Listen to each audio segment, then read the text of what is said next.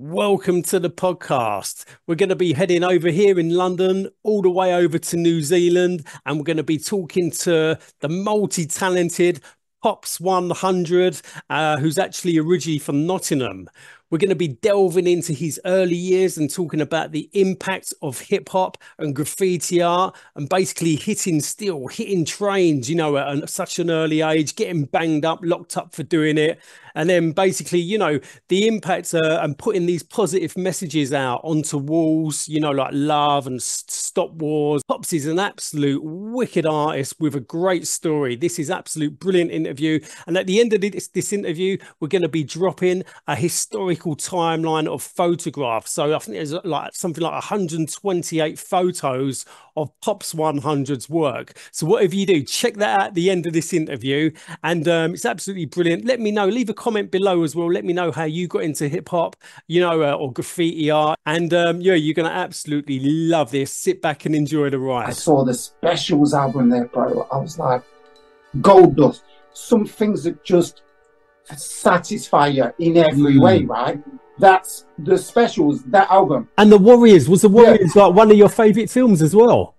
Bro, come on, talk The Warriors. It was about Rembrandt, the character. Yeah, getting his name up. Yeah, I want everyone to know the Warriors were here, you know what I mean? I look at the back of the bus. No, don't say it. Not an artful. Not an artful. Very neat, artful Dodger. What, in the calligraphy? Yeah. Calligraphy, man. We just happened to be from Nottingham, so we had Robin Hood represented on the back of our Knox mods. Do you know what I mean? Like, I come into the station, there's a billboard up in the station, Weetabix Graft. Right? I'm excited, man. I'm just going here. You know it's amazing. So, it's amazing. Yeah, so Scheme for his attitude, you know what I mean, and his style, man. Yeah. Yeah. Do you know what I mean? Like, boom, pure flavour. Pure flavour. It was like aliens landing. Do you know what I mean? Like when I saw style was outlaw, right? So again, that's a Robin Hood vibe, right? Robin Hood was a big deal because we were doing quite a few trains at the time. It was becoming a thing, right? But this was my biggest. It was like top to bottom. Got arrested for that. So I got like 3 months concurrent, I think it was, for that train and 16 buses. Because I used to write the tag Phantom on the outsides of buses. I did this piece on the front of the club, which was a cartoon character of me with this like elongated head and everything, real stretchy style, with my hands in handcuffs, holding a spray can. Guy, he was actually a writer as well. He used to write Duke of Sherwood. It's like the mad, long, elongated styles, elongating arms, stretchy styles. Yeah, you know what I mean. That's about the feeling. Do you know what I mean? That's about the feeling of that. And the energies you know coming through you. Risk, Mercury, and Joke. Joke was upmost, right? He was the tagger. When I met Plaz from London as well, he was in Supreme Collective Art. Oh, let me tell you about Jax when we first went to London, bro. 86. Our youth club took us to London. DX. So we were squealing. We were squealing in the minivan. We were like everywhere, graft, you know what I mean? We got there, the trains were bombed. The buses. We was in graffiti heaven, bro. The fuel, bro. We Rock Hard, Chucky, Fume, Omar, YD, We Rock Hard, PIC, Chucky Rock, Prime. Just discovering London, man. Wow. I was getting into Rastafari, that's right. And I was starting to learn about organic living. They call it ITAL living, eating what grows from the ground, just trying to live in harmony with nature. Action. On this week's show, I have someone who embraced the hip-hop culture in the early 80s, who picked up a can of spray paint and has never looked back.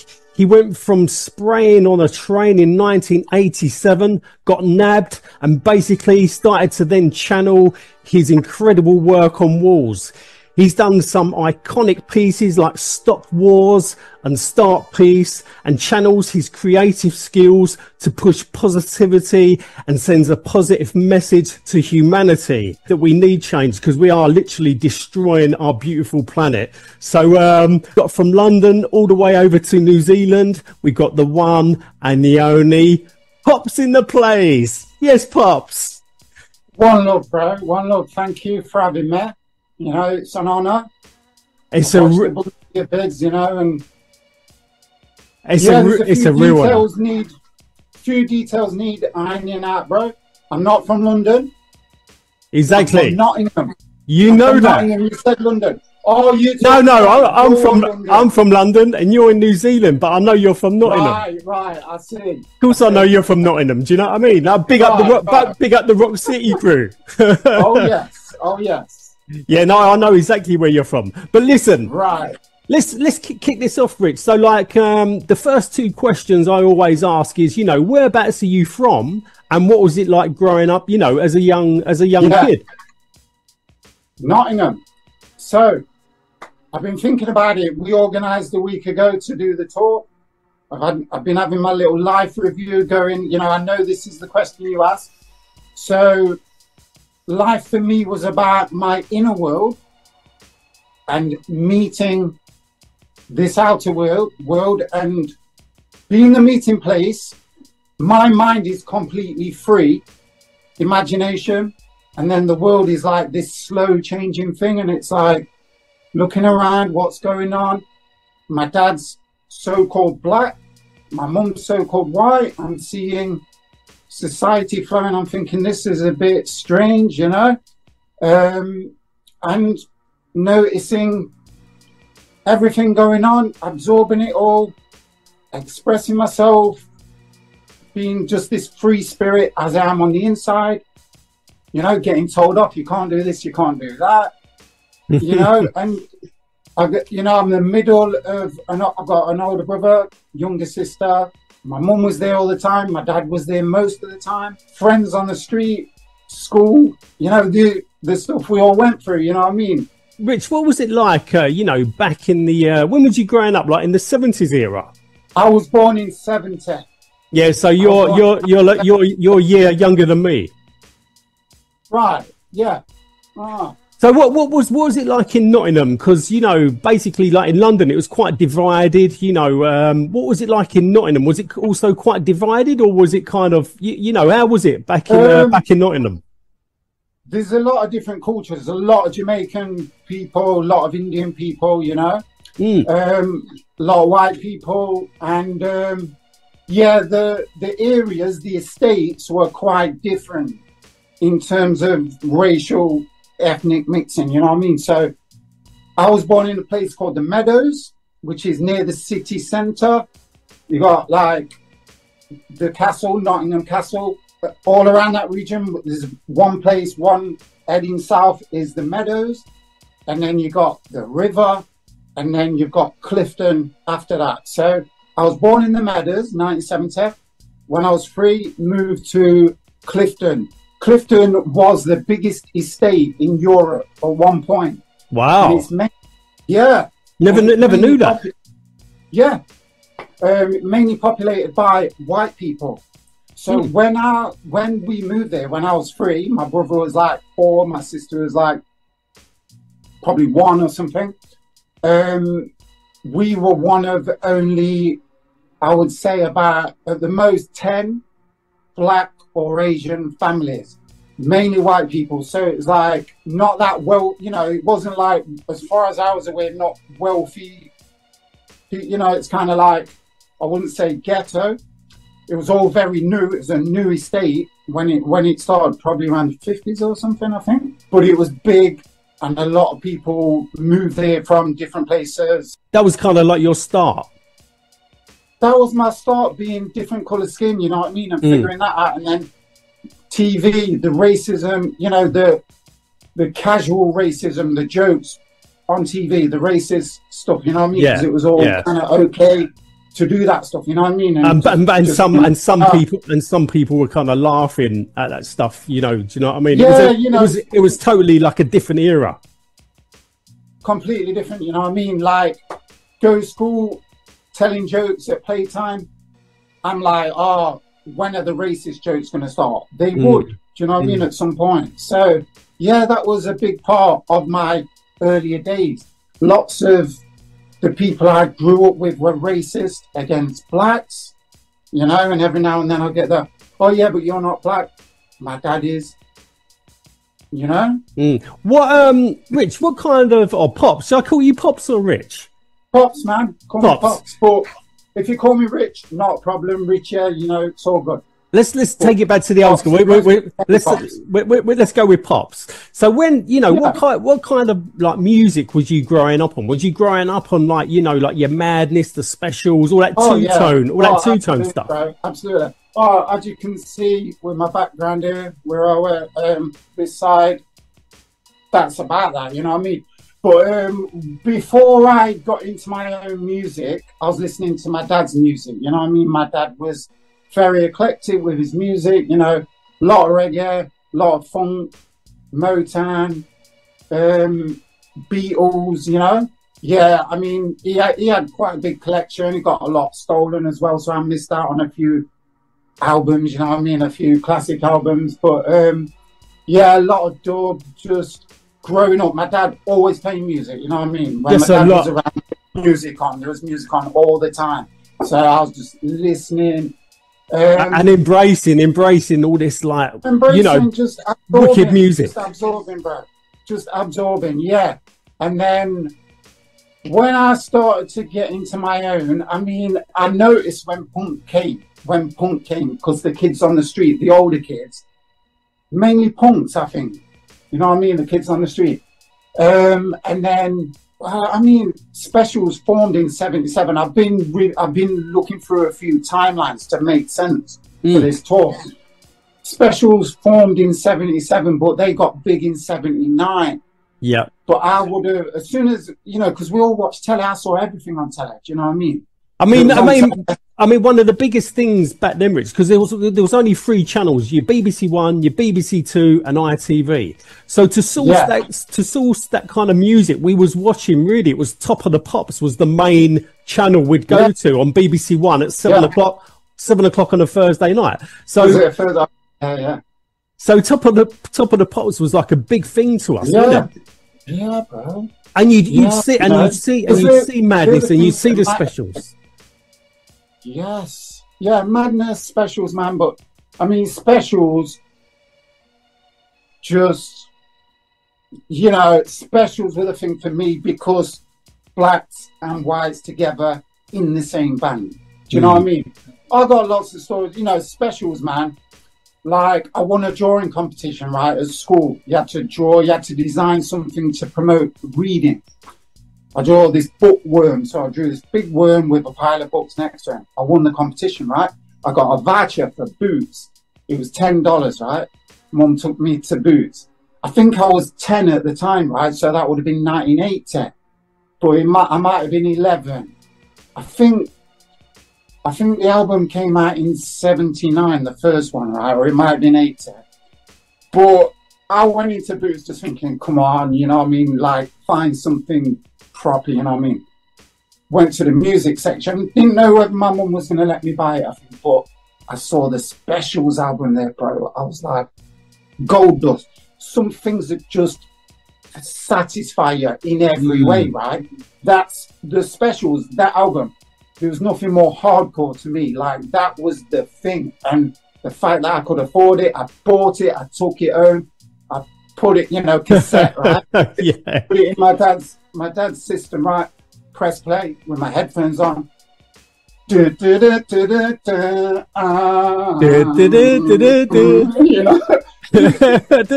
Amazing, amazing. It was kind of like one of the game-changing, you know, there was one of the game-changing groups, weren't they? It was incredible. And also that two-tone, that kind of the design, like the design of it, the black and white. Man. That was Jerry Dammers from the Specials, you know what I mean?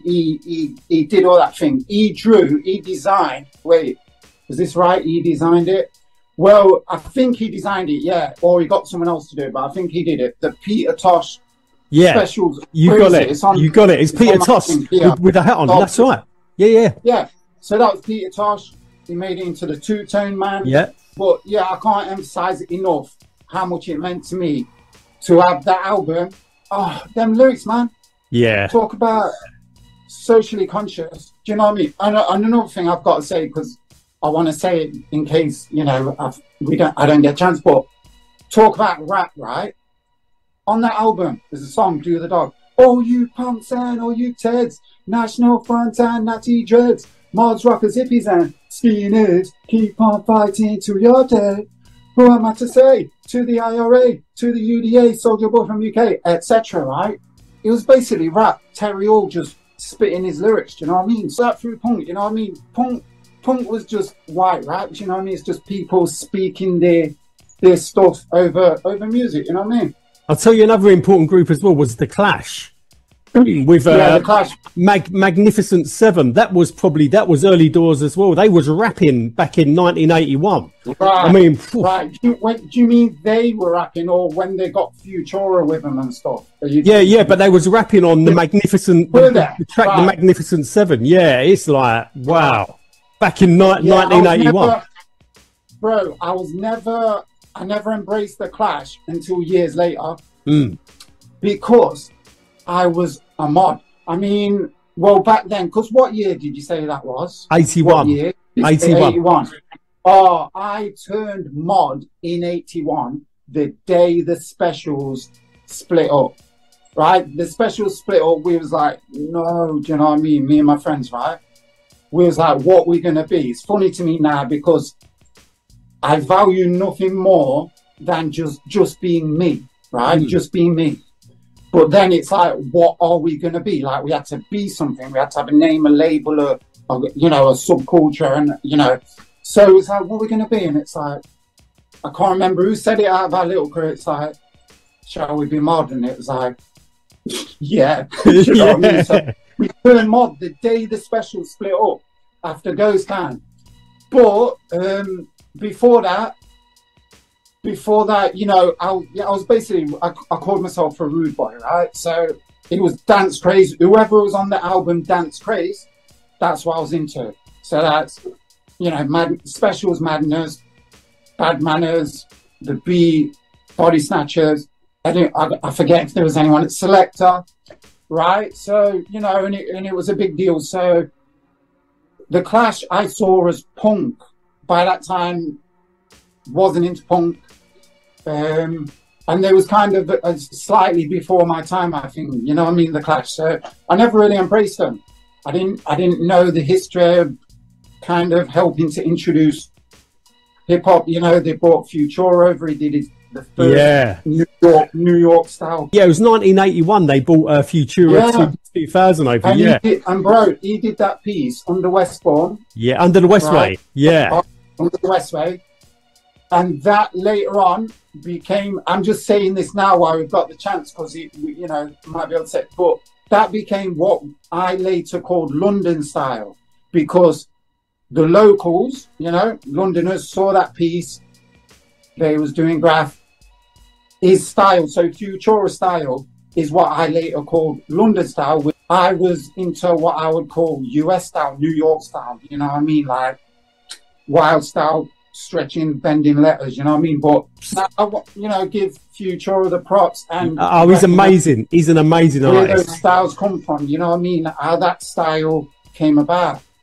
Yeah, you know? Big up Futura 2000, incredible artist. Yeah. But I'll tell you what, Pops. Let's get straight onto this question. What was the spark? What was the spark that lit the flame to get you into, into this hip hop culture? Well, it depends, bro, because like you say, hip-hop, right, is the different elements, the four elements and the mysterious fifth element, which people... The knowledge, beatbox, some will say, you know, the knowledge, the fashion, people have different ideas. You know what I mean? But there's so much more to hip-hop anyway. So it just depends, bro. You know, for me, I was mainly a writer, you know, well... Yeah, I was a writer, man. So, but how did you embrace hip hop? What was kind of like the first kind of like rap tune or hip hop tune? You know, you first kind of heard. Well, the thing is, bro, as I was going to say, right, for me, it was Graph. Graph came first. Did it really? Like, yeah, because you know, I grew up in England, right? So there's graffiti on the streets. There's little tagging on the streets. You know what I mean? Little names. I was here, so and so, love so and so. Yeah. Whatever names and little political things and NF and everything, you know what I mean? And things or whatever mods and whatever you was into, you and know, all the like the political political stuff. Yeah, yeah. And in the toilets, all the crap that you know, all the crap that goes up. So graffiti was around, you know what I mean? It was around, man, and I used to see it. We had it around. Someone had the name at the end of my street, and the first graph I ever wrote there, right? Well, it might not be the very first, but the one that I really remember, I wrote Richie Baker, Rude Boys on every lamppost. So the lamppost outside my house, Richie Baker, Rude Boys. Next one, Richie Baker, Rude Boys. Next one, going up my street. I might have done 4 or more before you get to the shops, right? One day my dad came home, he was like, what's this, right? I was like, what do you mean? He's like, that's illegal, you can get in trouble. I was like, yeah. I can't remember whether I knew and I was just pretending I didn't know, or whether I actually didn't know that it was illegal, you know what I mean? But I wrote my name, Richie Baker, do you know what I mean? If anyone wants to find me, you know, it's the ass behind the lamppost, you know what I mean? So I guess I didn't know, you know what I mean? So that element of hip hop, just like it was the first element, depending on how you view it, that was the same for me, kind of, but then the culture grew, the whole rap grew out of what came before, hey? Oh, you know big time, I mean? So, big time. But the first, so rap now, because that's like my graphing, right? And that was Rude Boys, that wasn't something else, you know what I mean? That was two-tone. So basically, Rich, so you got the fever, you got the fever, you got the bug at an early age. Yeah, writing, man, because I'm an artist anyway, bro. Do you know what I mean? Like, I'm a visual, you know, a drawer. I was a drawer. Do you know what I mean? Like, that's the thing. I could talk about that, but you've asked me about hip hop. I could talk about how I got into drawing. Do you know what I mean? Hip hop. So I'll mention rap. Do you know what I mean? Like, my actual memory is being like, my dad's nickname was Rap, bro. My dad's nickname was Rap. And that, as far as I know, that's because he didn't talk much. He was kind of one of the quiet ones, or the quiet one in his crew. Do you know what I mean? And they called him Rap. Do you know what I mean? Like irony or whatever it is, you know what I mean? Sarcasm or whatever. So, but he asked me to write his name in his car.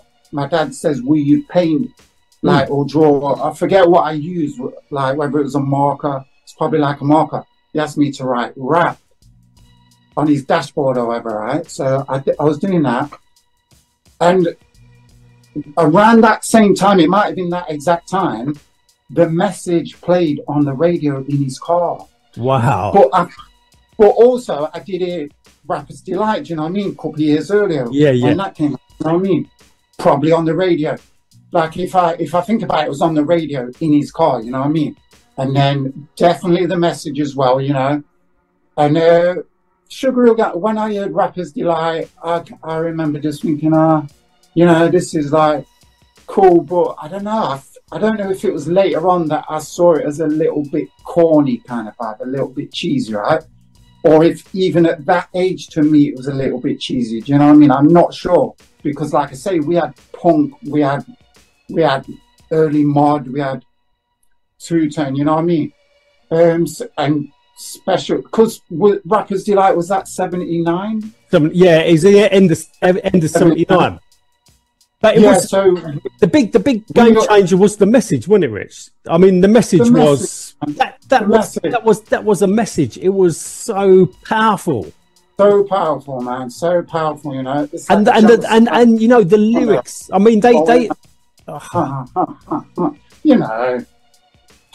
So, but like I have to keep saying, bro, we had two-tone, we had punk. You know what I mean? We already had full-on messages. Yeah. You know, we had social movements already happening, rebellions, you know what I mean? And like socio-political lyrics, you know what I mean? Socially conscious lyrics, you know? So, but the way that was delivered, the way the message was delivered, I would say was better than the other ways that I'd heard it. Do you know what I mean? Yeah, it was such an incredible tune. Yeah. So that was kind of, yeah, that was rap for me. That's how I came across rap. And did you get into the like body popping or breaking or anything like that? Bro, let me tell you, right? That day I turned mod, I was mod, man, and that was like my religion. Do you know what I mean? So from the special split up in '81 until Style Wars, bro. When I watched, I was still mod when Style Wars came out. Was he really? Wow. On Fireworks, Guy Fawkes night, right? 1985, November 5th, 1985, right? Did you see it on TV? Yes, I saw it. I think I got told to go to bed or whatever, right? I knew it was coming on. Saw it advertised, right? I think I sneaked back downstairs, bro. Put it on. I was just like, that was it. Hypnotized. Because let me tell you, bro, I was resisting hip hop. I was a mod, right? It was like a religion. All my friends were hip hop, right? One of my closest friends, black guy, right? Super C. I think his first name was Mr. Flash, and then he was Super C.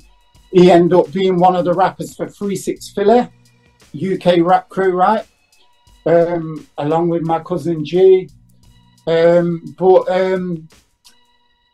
he got into hip hop. He got into hip hop when electro came out and everything. And I used to try and diss him, you know what I mean? And with my modism, you know what I mean? I'd be like, when I saw Style. So, you know, I was getting influencers and I was trying to resist it and everything. Right. So I went in full blown graph.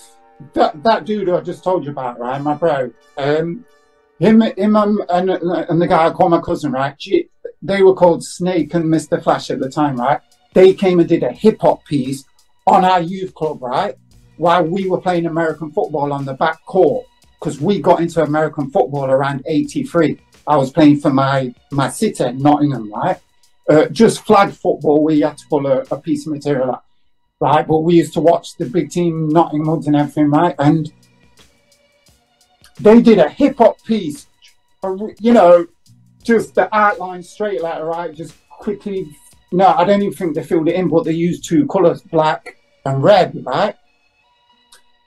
And then I borrowed their paint and did a big mods tag, and I've got photos of that still, right? I think this was '84, towards the end of '84. So I did my big mods tag, and then they did a fresh piece up the street from my house, right? Every time I had to go shop for my mum or whatever, fresh, electric blue.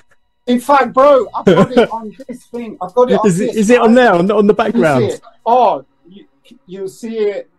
You'll see it there next to me. Oh, this is difficult because I've got it like. You see that fresh there, right?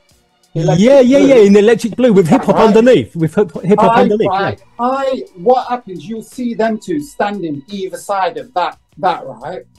Wow. There's my two friends, right? Well, that fresh. I digitally colored it in again, right? And I digitally wrote hip hop underneath.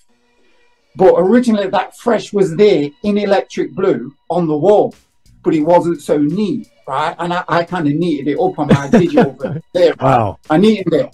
And the hip hop wasn't there, but they did hip hop on the youth club around the corner, right? So you've merged the two.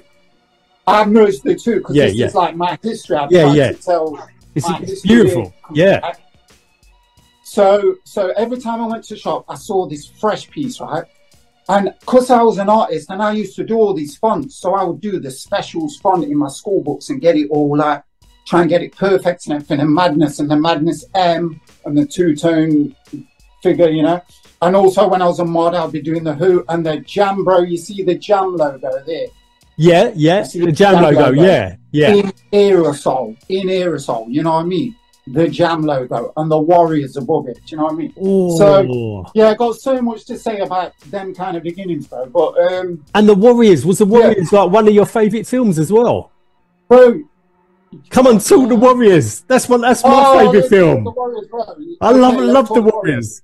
Bro, the first thing I ever did with a spray can was a red primer W. Right? Wow. Wow. My mom sprayed our bikes, right? We had like a budgie and a little pudgy Yeah. bike, right? We couldn't afford a grifter, right? So we had like a little budgie and badges. something else, right?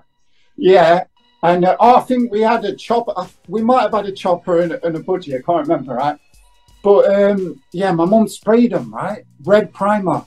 Threw the cans, put the cans in the bin. All right, right. Soon as, you know what I mean, no one was around, in the bin. Hardly any left. I think she made sure she got rid of it all because she probably was clued up like that, right? But went to up the street, down the little pathway, the side of the pub wall there. See if there's any left. I was going to write the Warriors, you know what I mean, like that thing there. But you run out of paint. You done a W. You can see Rembrandt, bro. You can see Rembrandt there from the Yeah. He was the one who got told to put all the W. So that's a photo of it there, putting it up. Right? So that's what I did. I was going to see if I could write the whole thing, Warriors, but I didn't have it. It ran out. The paint ran out. It was just the little last dregs, the spur. I got a W out of it. That was it. That was my first thing. That was, I think Warriors came out 80, I think it was. Yeah. So that would have been 80 or 81. And then, you know, I kind of, that was it for me. It was spray paint for a little bit. But that is original, you know, you got told put up the thing. So that was one of the original graph inspiration. You know what I mean? But then as well, bro, the violence, you know what I mean? I was into anything to do with gangs. Anything to do with gangs, man. Groups of kids, you know what I mean? Groups of guys together, being a you know, a little family. But yeah, violence, man. You know, got that. You know, we do growing up with cowboy films, army films, and everything. My best two films growing up were Magnificent Seven, and The Great Escape. Yeah, you know what I mean. So, you know, we got all that war and everything, the drama, all that kind of stuff. You know what I mean. So then. Yeah, later on with the gangs, the Wanderers, the Warriors, best two films, and Quadrophenia. Oh, don't. I'm saying, bro. And Babylon as well. Babylon, that was more conscious, you know what I mean? For me, I read the book Babylon, I read the book Quadrophenia. That's amazing that, you know, that The Warriors was one of your favourite films, because to me that was one of my favourites as well. When I see that, I think it was 1979 or 1980, that film blew me away. And that was the first time I see Graff on a train as well. Yeah. Incredible. Like when, I mean, it was about Rembrandt, the character. Yeah, getting his name up. I want everyone to know the Warriors were here, you know what I mean? So that was the main thing. I don't remember clocking the Graff on the trains like I would have done, because I studied the whole movie. Not only that, you go into the video shop, right? You go into the video shop, you get the Warriors cassette, you look on the back, big, massive Warriors on the wall, red bubble letters. Totally. And that's not even in the movie, bro. Totally. That's not even in the movie.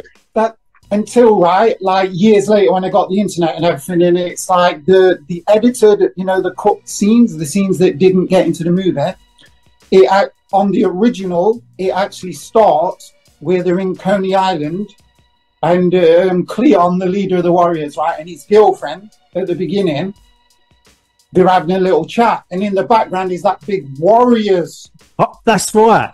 That's right. I mean? I've got that as well. The composite. It's called the composite version, which is like, it's all the unseen footage, and it's all spliced. It's all spliced together to make a longer film, and it's got that scene in it with the big Warriors piece in the background. That was massive at the time, like massive. Wicked. That was big inspiration. Do you know what I mean? That could have even been the first. I'm not sure, but that could have been the first New York Graff. It probably was. It probably was. You know what I mean? It probably was. In the video shop, man. And that, when I saw that, bro, you know, something is like, what? That's got to happen. Do you know what I mean? Like big. Do you know what I mean? Yeah, because like say we was already hanging around on streets with our little markers and whatever, putting our little names up, you know, Richie Baker Rude Boys or mods, you know. Yeah, so Warriors. But yeah, that Warriors piece was a game changer. Yeah. But you know, like with the you know, the UK artists, I mean, we had some incredible artists. I mean, you know, I can reel off like literally probably like 100 artists, but you know, like the Chrome Angels, Mo2, Pride, Scribbler, Zaki D, and then you got like, you know, London Giants, people like the Artful Dodger, the Supreme Team. Was any of those, you know, any of those writers an inspiration to you? Like, I'm sure Artful Dodger was. I'm sure the Artful Dodger was. And Mode too, bro. And Mode, yeah. Artful. Big up to Mode too. Artful. So let me tell you my Artful story, right? This is a big deal in my history of being an artist, right? So I lived in the estate, Clifton, that I told you about, big estate in Europe, right? Across the River Trent. So we'd catch the bus, we'd go over the river to the city, right? We get to the train station before we get to our bus station. Not even that, bro. On the bus. I'm on the bus, right? We got all our little scribbly tags, you know, everyone's putting the little not tags, right? But everyone's just putting so-and-so loves so-and-so, or their initials for the girlfriend's initials or whatever people are writing on the buses, right? I look at the back of the bus. No, don't say it. Not an Artful. Not an Artful. Very neat, Artful Dodger. What, in the calligraphy? English, right? Yeah. Calligraphy, man. It's called Old English fonts, right? Yeah. Also, right, so on one of the buses, he had his name at the back, top panel, right? It might have been the same bus or a different one, because we always had the same buses would take the same route, do you know what I mean? So from Clifton to the city, we usually had the same buses. We had on the panel, as you're walking down the stairs, on that panel there on the back of the seats from the upstairs, Artful Dodger, really neat, next to the driver's seat, like that. Do you know what I mean? The driver's seat's here, you come round, you walk up the steps, Artful Dodger, really neat. I'm like, this is when we were mods, right? And the mods, the Nottingham mods, used to use Old English italic font for their, like, on the back of their mod parkers, right? We used to write stuff on the back of our mod parkers, and like people used to sew beer mats with Robin Hood pictures on the back for us Nottingham mods. Wow, so never knew that. Yeah, well, we were like the merry men, because Nottingham, right? Yeah. You know, the green mod parkers, which all the mods wore, of course, throughout England and wherever the mods were. We just happened to be from Nottingham, so we had Robin Hood represented on the back of our Knox mods. Do you know what I mean? Like Knox mods, not Home Ales. There was a beer company or whatever called Home Ales. Robin Hood was the logo. Right. Yeah. So yeah, we you know, Peeps had that on, right? And we would write Knox mods in Old English writing. Wow. And I don't know if that's, you know, because Robin Hood, old school English, whenever they wrote about Robin Hood, it would be in that old italic font. You know what I mean? So I think that's related to Nottingham history in particular, using that font. So Artful Dodger now, he's got his name on the bus that I'm on that travels back and forth from Clifton through the Meadows to the city, right? So I was born in the Meadows, grew up in Clifton from age 3. I'm coming to the city like age 14, 1984, right?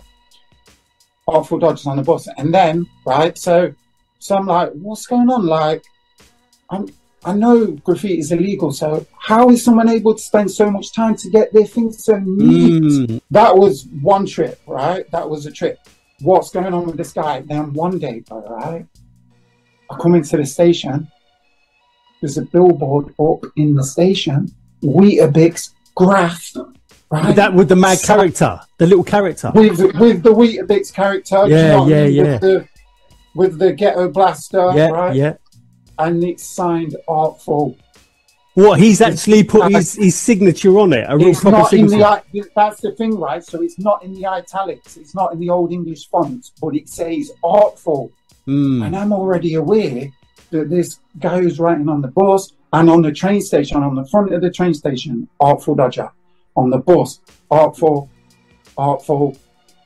And then in the market square, the centre of Nottingham, right? The centre of Nottingham is a big, massive council house, one of them big, you know, with the big pillars and everything. And then this open open space, concreted space, and then all the buses come around and they've got all the big shops and everything. Artful had his name on one of the pillars. Wow. What down rock? No, just no. Around the pillar. Artful Dodger. Wow. On one of the pillars. Next to the famous Nottingham Lions. We've got these two concrete lions and everyone meets at the Lions. Yeah, and his name was on there. So it just stood out from everyone else's scribbles, bro. This was before, because he was one of the original graph writers, but he was writing in the same font as we would do our Knots mods, writing, you know, on our Parkers and stuff, but doing it on the streets. And like, no one else was doing graph style signatures. Do you know what I mean? Everyone else was just writing in the usual handwriting font. Do you know what I mean? Just writing graffiti, you know, scribbling. Right. So, and then the billboard. I'm on the bus.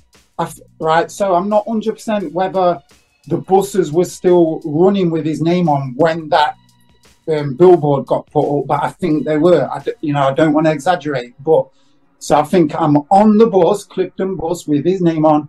I'm looking at a billboard, Weetabix, signed Artful, and I'm like, is that the same guy? Do you know what I mean? Artful, graffiti, and then graffiti.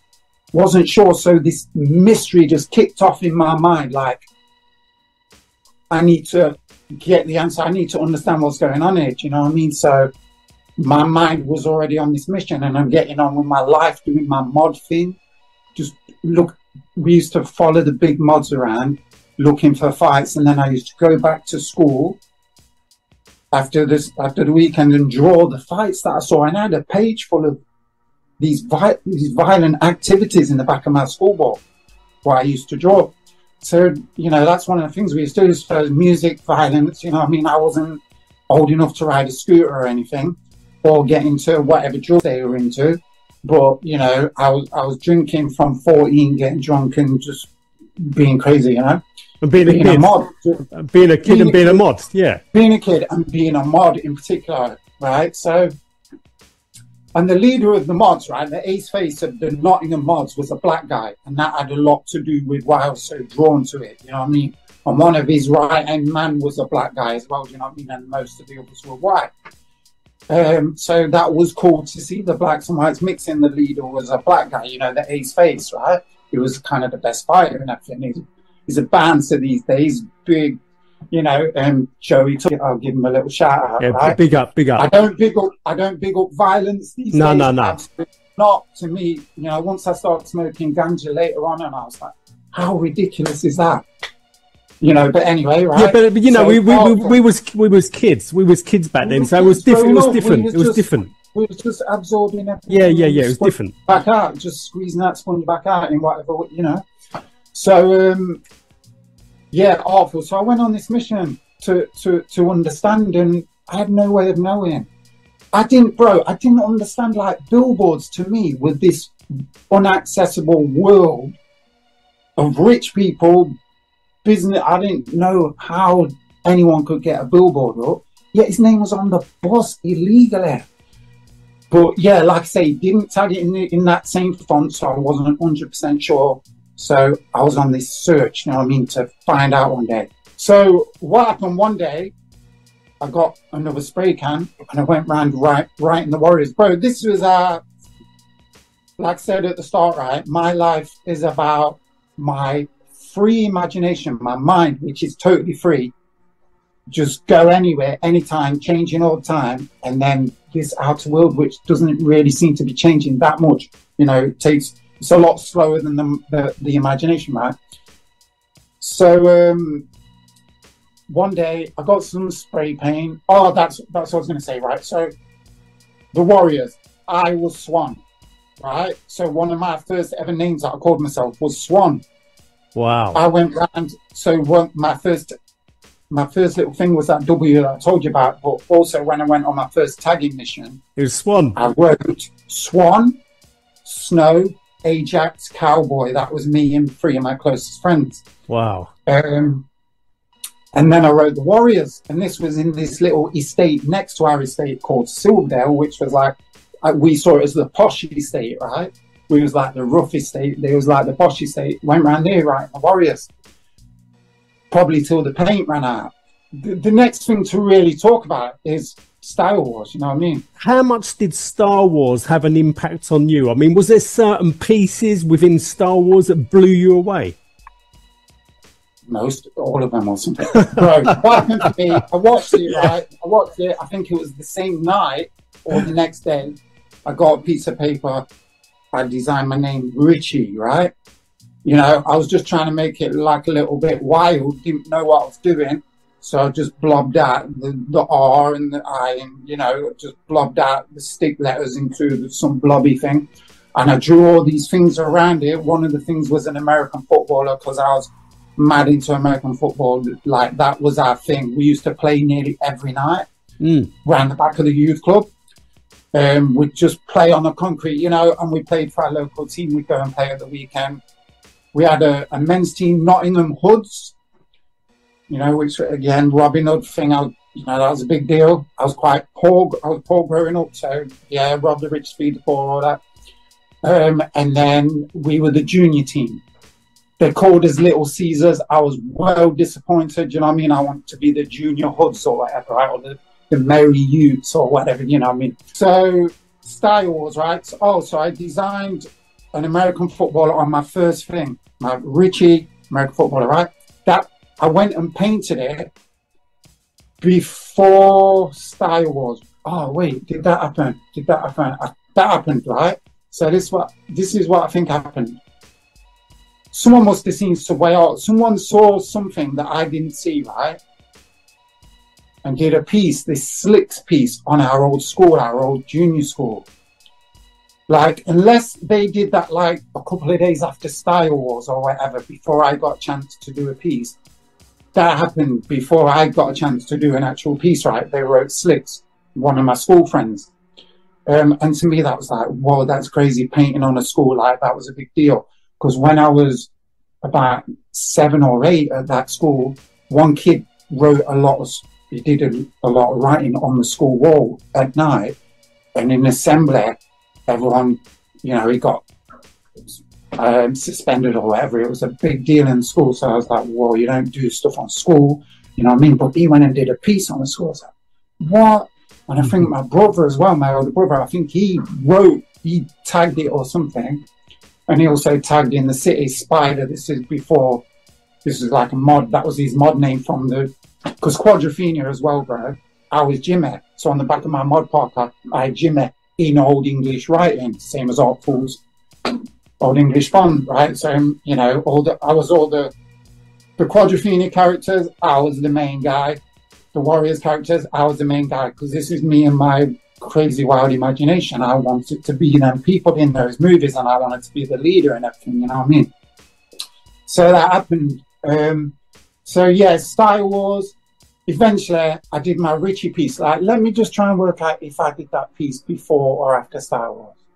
I think, I watched Star Wars, but I didn't record it. I didn't have a recording, bro. Because I think I sneaked down, do you know what I mean? I couldn't, like, arrange it with my parents. Oh, can I record it? It's like, if I remember right, my dad didn't want me watching the thing or something. I'm not too sure, right? But they sent me to bed anyway. I watched it. So I didn't have the VHS recording of Star Wars. All I had was my memory. So designed my Richard. At some point, I got like 3 spray cans. I don't think I stole them, because I already got caught shoplifting when I was 9, stealing chocolates. And then when I was 11, stealing what I think was pens for writing and stuff, you know what I mean? So I stopped shoplifting.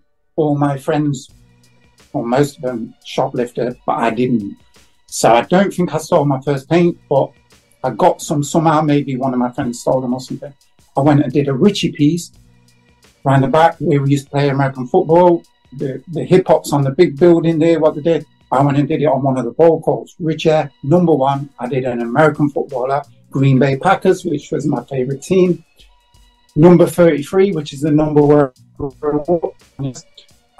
what was that? The number? Where was it? 33? Where the number where you grew up? Your door number. That was the number. That was my door number where I grew up. Yeah. So that was on his shirt. So he was 33. He's an amazing running back for the Green Bay Packers, number 33. So I think I might do like a digital piece of my name, Richard, and put an actual photo of him there, you know what I mean? Like bring it to life a little bit. My first ever New York style piece. But I had actually painted in spray paint as well a picture of a scoot, like a scooter, do you know what I mean? What the mods used to ride on the youth club after that hip hop piece, etc. So Style Wars, some of my favorite pieces. I mean, for me, it's more about my favorite artists from Style Wars. I was going to say your Dondies, your Scene. I mean, Scheme, like, all them. Right. Scheme was my favorite. Right. He was seemed like the most radical. Do you know what I mean? He was kind of. Who's Scene or Scheme? Scheme. Oh, Scheme, yeah. Big up Scheme, the TMT. Have you had him on your show, bro? Yeah. Big up to Scheme. Yeah. Scheme, man. He's amazing. Yeah, big up to Scheme. Yeah, yes. The magnificent team.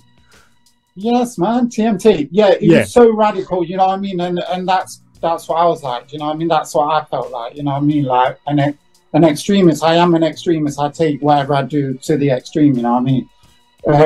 Like I'm here talking about my younger days. I'm excited, man. I'm just going here, you know. It's amazing. It's amazing. Yeah, so Scheme for his attitude, you know what I mean, and his style, man. Yeah. Do you know what I mean? Like boom, pure flavor, pure flavor, you know what I mean? And then Scene, obviously, for his like multitude. Well, they showed Scene's work. Hey, they showed a lot of it. Yeah, while they're playing the wondrous music, bro. Do you remember they was doing that wall as well with? Was it Duster? Duster, yeah, that was wicked. You've had Duster on your show? No, I haven't had Duster. No. Oh, was that not you? Someone did a Zoom call with him. You know what I mean? It must have been Killer Keller or something. Maybe, yeah. I'll have to get Duster on. Yeah, man. That was Justin Scene who did that wall. But yes, when I painted, I did a brush painting of him back then as well, because I was an artist at school, you know, did like him in front of one of his Scene pieces on a train. Scene, Scheme, Donde. Oh yeah, Donde, man. You know what? Donde, man. Jeez, bro. I'm looking amazing. At like one of my.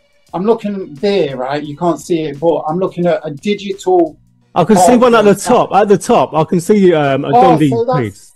Mums. I keep thinking I've got it behind me, but it's a projection head. It's probably to your left. It's the other side. That side. Yeah. That's his mom's, right? Mums, yeah. I did that for my mom right? Because first of all, I did a Pops version of the Donde piece, you know, using the same photo, and I changed Donde's D into a P, you know, left the characters, changed his D into a P, left the O, changed his N into another P, and then changed his D and his I into an S and an exclamation mark, so it says Pops.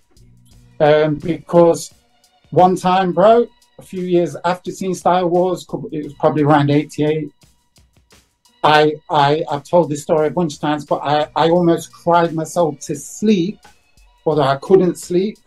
So I had to calm down before I could sleep. But one night I was so frustrated that I wasn't born in New York a decade earlier, or however far back I had to go to be there with them guys, putting my name up on the trains, do you know what I mean? And just watching them roll by. Like Donde's Children of the Grave series, do you know what I mean? I wanted to see Pops pieces, and I remember just being in bed, just like, you know what I mean? Like that, just like, we didn't have subways, bro, where we grew up in Notts, you know what I mean? Like in London and in New York, we didn't have subways. We just had like these British Rail places, and I didn't live near the lines. I did end up painting them, you know what I mean? But some of them, but yeah, like I wanted to. That was me.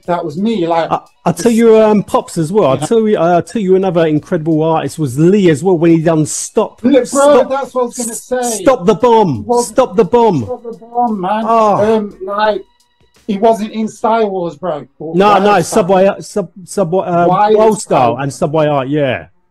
Subway Art. He was in Subway Art, and but Wild Style, bro. You know, Yeah, Wild Style. He's Zorro. Yeah. Big up Zorro, bro. The original Zorro. 100%. That doesn't get mentioned. No. Zorro from time that was created in the 1950s. I've been looking up in this past week since I knew I was doing the interview, the podcast. Zorro, he did his the people, you know what I mean, helped his people. Then he left his Z, bro, and he went on. Do you know what I mean? It's like the Warriors with a W. Do you know what I mean? So yeah, Wild Style as well. Another game changing film. You know, another game changer. Yeah, so I mean, I've just said that, like, Zorro, the original Zorro, you know, didn't really get his props, but Wild Style bigged up Zorro. The leading character was Zorro. That was actually Lee. And it was Dondi who did that Zorro painting, because Lee didn't want to actually be there painting the train because he didn't trust enough that, you know, it wasn't some set or whatever. He didn't want to get arrested. He had too much riding on it. He didn't want to risk, but Dondi was like, I'll do it. So Dondi did the Wild Style piece with the Zorro character. Or was it a Zorro piece with the Zorro character? But Dondi did. Yeah, with the black, remember, Rich, with the Zorro mask. Yeah. Man. You know, and like I think he did have like a cowboy hat or something, like black, like sort of. No, he had his Zorro hat that Zorro wears, like the black kind of big black hat, with the big brim. I think at the other side of if I'm not mistaken, the other side of the piece is another guy with a trilby on. If that wasn't a different piece in the movie, I'm not sure, but yeah, I mean, I'm not sure if I would have saw Wild Style after Star Wars, I think. Do you know what I mean? Because like I said, I didn't surrender to Graff, even just Graff. I didn't surrender to New York style Graff until Star Wars. Bro, I was a mod, right? And mods, it's a very British thing. Do you know what I mean? So for me, it was all about, you know, I was on this British vibe, even though I'm of colour. Do you know what I mean? But like I say, the leader of the mods was black. So I had a Uni Jack on the back of my mod parker, bro. A big Uni Jack, do you know what I mean? So it was Britain. So when hip hop came over, even though I was into Motown, all the music comes through America first, usually, do you know what I mean? Or Jamaica or wherever, right? But yeah, I was on this British thing. So, you know, one of my things is, we're Britain, you know, America, whatever, you know, all that kind of thing. So I was resisting it. I was just resisting the future, the inevitable, which was to embrace that it was like aliens landing. Do you know what I mean? Like when I saw Star Wars, do you know what I mean? And even though I knew it was illegal, I'm like, I'm sorry, Dad. I didn't say it to him verbally, but in my mind, I'm like, I'm sorry, I've got to do this. Do you know what I mean? So yeah, you know, just went for it. And I think I saw Wild Style after Star Wars, you know, just give me more. I went to my hip hop friends, you know, it's like this guy called my cousin G. I was like, just show me, do you know what I mean? Show me. So I don't know if you want to move up, but I want to talk about how I did my Richie piece, bro, right? And then I was like, well, yeah, I shouldn't really write my real name. And my friend, JC, Mr. Flash, Super C, JC, had a lot of names. He's a drum and bass MC these days, nuisance, right? He was like, he wanted me to rap with him. Well, first of all, right, the second ever piece I did said Outlaw, and you know what? I've got a photo of it here, so I'll show you. I just let's have a look. So, you see that? Wow. Yeah. Outlaw, right? So again, that's a Robin Hood vibe, right? Robin Hood was a big deal, right? Robin Hood was a big deal because growing up in Nottingham, it's like the biggest heroes in the world. Where I'm growing up, it's like, what's going on? It was hard to understand. I think the Disney movie came out when I was like 3. I think that came out in 73. You know, and I never got a chance to see it because it wasn't on. I don't think it was on TV. I had to go to cinemas or whatever. We couldn't afford it, I think. No, there was no videos at that time, so I didn't get to see it. But like, they put Robin Hood movies on TV. That's right. That's right. Big, massive hero, and it's helping the poor people. So, and I was quite poor. Big deal. So when I decided to actually take a name, Outlaw, do you know what I mean? Robin Hood, and it's got an arrow going through it. It's got an arrow from going through. I can see it. Yeah. You can see the end of the arrow there. Yeah. So I didn't fully fill it in. Do you know what I mean? So these days it's like a throw up, what we call a thrower or throw up. Wow. You know, but it's straight letters, so it looks like I put, you know, I put a little bit of work into it. So, but at the time that was a piece to me. That was like my second piece. So I did a Richer, and then I did an Outlaw, right? And I think what happened, when I did the Richie piece, my friend was like sitting in class, you know what I mean? It's like my mind's so open to all the different things, right? So I used to write Jimmy and Ferdy. Ferdy is another Quadrophenia character. He's the black guy, right? Yeah. The drugs off, right? My bro was Ferdy, and his name was Chris Fairman, so you used to call him Ferdy Fairman, right? Ferdy. So we were Jimmy and Ferdy. I used to Tipex Jimmy and Ferdy on the desk, white Tipex. Before, I think that was before even, it would have been around the same time hip hop was coming in. But my bro Ferdy was still a mod. He embraced hip hop when it came. So this was just before hip hop, do you know what I mean? So yeah, I was already doing my little tags and we got told off about that, you know what I mean? The headmaster had let us know that he knew, so I had to like call it a bit. But was sitting in class one day, he knew I did the Richie piece, right? He was like, you need to get a name, man. I was like, really? You know, and I was all a bit shy because I was outside of the hip hop scene. Do you know what I mean? They was already going all day as at Rock City, bro. People who came from all over the UK to Rock City, the venue. Big up the Rock City crew. The Rock City crew. I've got a story about, you know, I'll tell you. Right. So anyway, right. So he's like, you need to choose a name. I'm like, what would I choose though? You know, all shiny. He's like, I don't know, just pick something which means something to that. And I think I said, what do you think of Outlaw? I don't know. I don't know. Anyway, I picked the name Outlaw, bro, and I went and did that Outlaw piece, and then I also went and did another little Outlaw outline, right? But I count that one as a piece, and I count the other one as like just I didn't fill it in. I think I only used one colour, so I didn't count that one. My third piece came about when I did see. I got the video Star Wars. My cousin, he was like, I think I had to buy it off him, right? So I got Star Wars on video. I played it. I'm like, sweet. Now I can bite some styles. You know what I mean, bro? Right? You're not supposed to do it, but yeah. You know, my thing. You got to start. You got to start. You got to start somewhere. Yeah. It went from that, which was just that's what I grew up doing. You know, just. As you can see, there's a little bit of style in here. I'm like, where is it? See how the A and where's it gone? So the L and the A, you know, they kind of tuck in, all the letters tuck into each other. And you got that half, you got that kind of half feel where it's kind of the half thing. Yeah, there's some sort of pattern, there's some sort of order there. Do you know what I mean? And you got slight 3D. You know, yeah, a bit of 3D. Bit of 3D on there. Like, you know, so that's what I do. Like snuggle all the letters into each other, kind of thing, right? But so for my third piece, well, another little story. So also my bro, Ferdy, right, who became Mr. Flash and Super C, etc.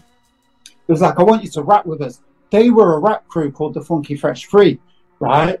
Mr. Flash, Super C, and their DJ KMK. Carl Russell, right? Big up Carl, right?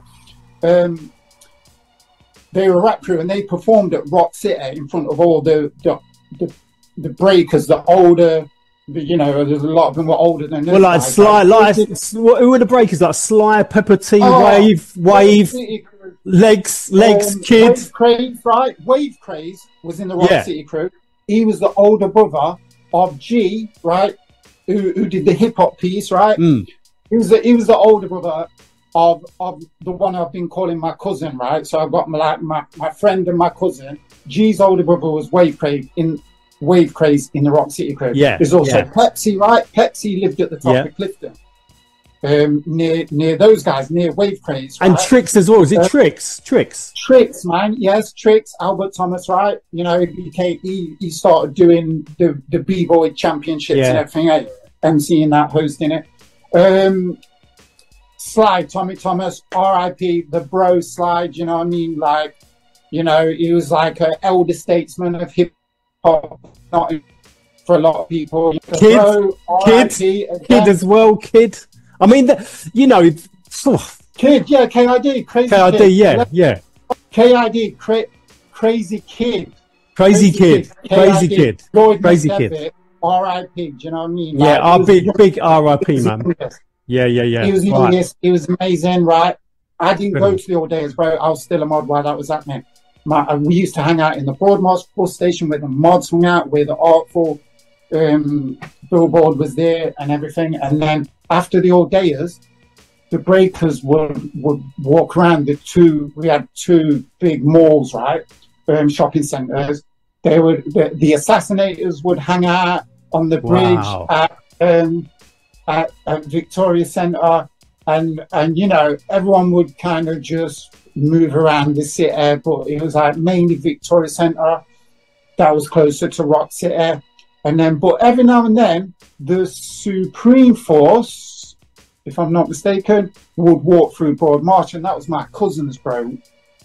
My cousins, yeah, and that's like he was Prince Touche, right? Did they have the old like boom box with the lino on the shoulder, the lino and all that? I remember them carrying that when they used to walk through Broad March. Do you know what I mean? Which was like the modster. But they used to dress in sky blue. But Prince Touche, my cousin, right, Headley, he ended up joining Rock City Crew. So when what was it? What was that event? What happened where it got filmed? Electro Rock. Yeah, that movie. He's on there with the Rock City. That's right. Yeah. At that time, but before that, he was in the Supreme Force, I think they were called. And he used to come through and say, "Yeah, this is my little cousin." And you know, I was a mod there with doing my mod thing, and they were the B-boys. You know what I mean? And there was respect. It was weird. We got love for each other, you know what I mean? Me and my cousins. Yeah, Rock City, what a wicked crew. So did you put a piece up in? You know, yeah, I did. I think it was Rock City. I think it was 86, right? It's slightly jumping ahead compared to some of the stuff I can talk about, but I did a piece for them on the side of Victoria Centre in a really public place. We're talking, you know, Nottingham's busiest street, Clumber Street, just round the corner from there, one of the ways to get into the mall.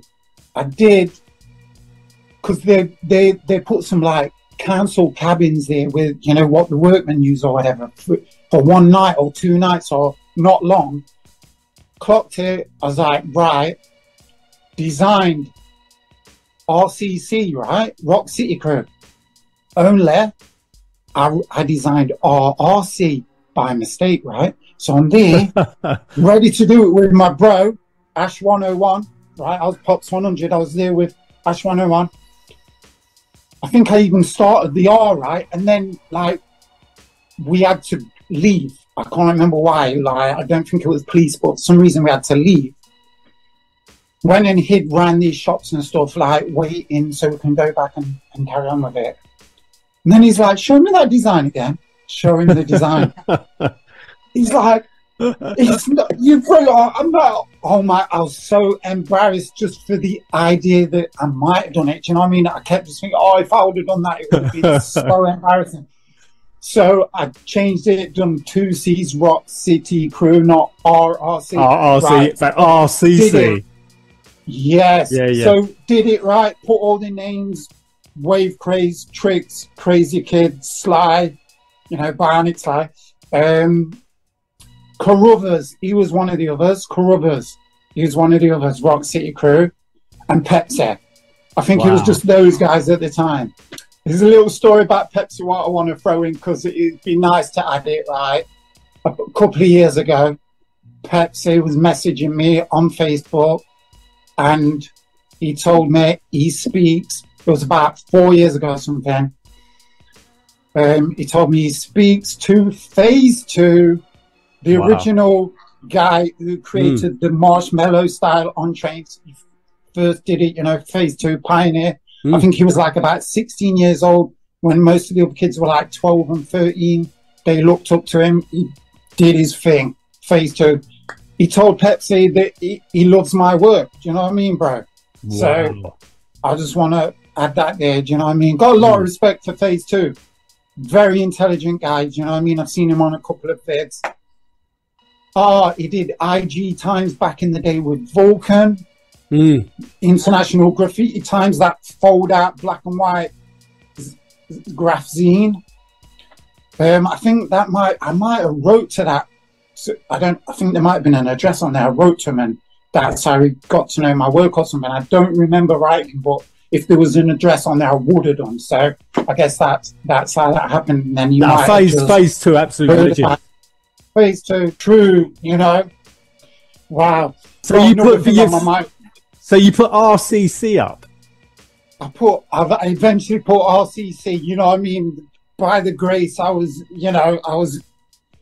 Listen, Pops. Yeah. I witnessed Rock City crew in action at the Hippodrome, at the Electro Rock. I see them in 1985. Wicked. 85, man. Yeah. I was there. Yeah. I was there. Without Tricks doing his windmill on the chair, or was that Carruthers? I forget. I'm not sure which one, but yeah, they're amazing crew. Big up to all the Rock City crew.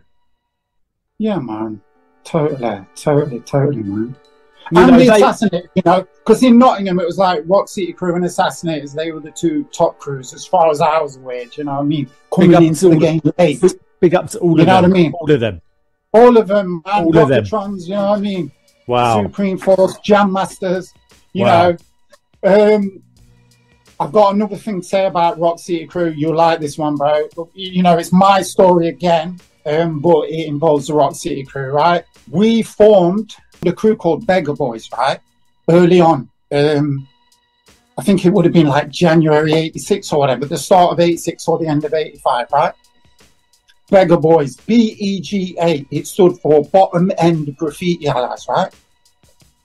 Top end of Clifton, bottom end of Clifton. We were bottom enders. So when we were mods and before that, when we were just hanging out on the streets, top end and bottom end would fight. Do you know what I mean? If top enders got off the bus in the wait time, if they got off on the down bottom end, probably going to be trouble. Do you know what I mean? You know, sometimes like top end skinheads or whatever and bottom end, you know what I mean, or whatever, like there'd be violence or, you know, issue. You know, we had issues, top enders and bottom enders, right? Until hip hop. Well, actually, mods united a bit, top enders and bottom ends, but not properly. Like there was still issues because of that. But so when we formed our graffiti crew, for me it was kind of, you know, choosing that name, Bottom End Graffiti Allies, right? BEGA. It was kind of like acknowledging where I was at the time, where we were at. So we were the Beggar Boys, and again, that for me, that's tuning into like Robin Hood, robbing the rich to feed the poor. And also, like, with the Artful Dodger trip, right? And, like, Artful Dodger and Oliver Twist, the original Artful Dodger from Oliver. Dickens, Oliver, right? So it was like this thing. For me, it was about acknowledging that we were kind of, like, poor, do you know what I mean? Like, where we were growing up and everything.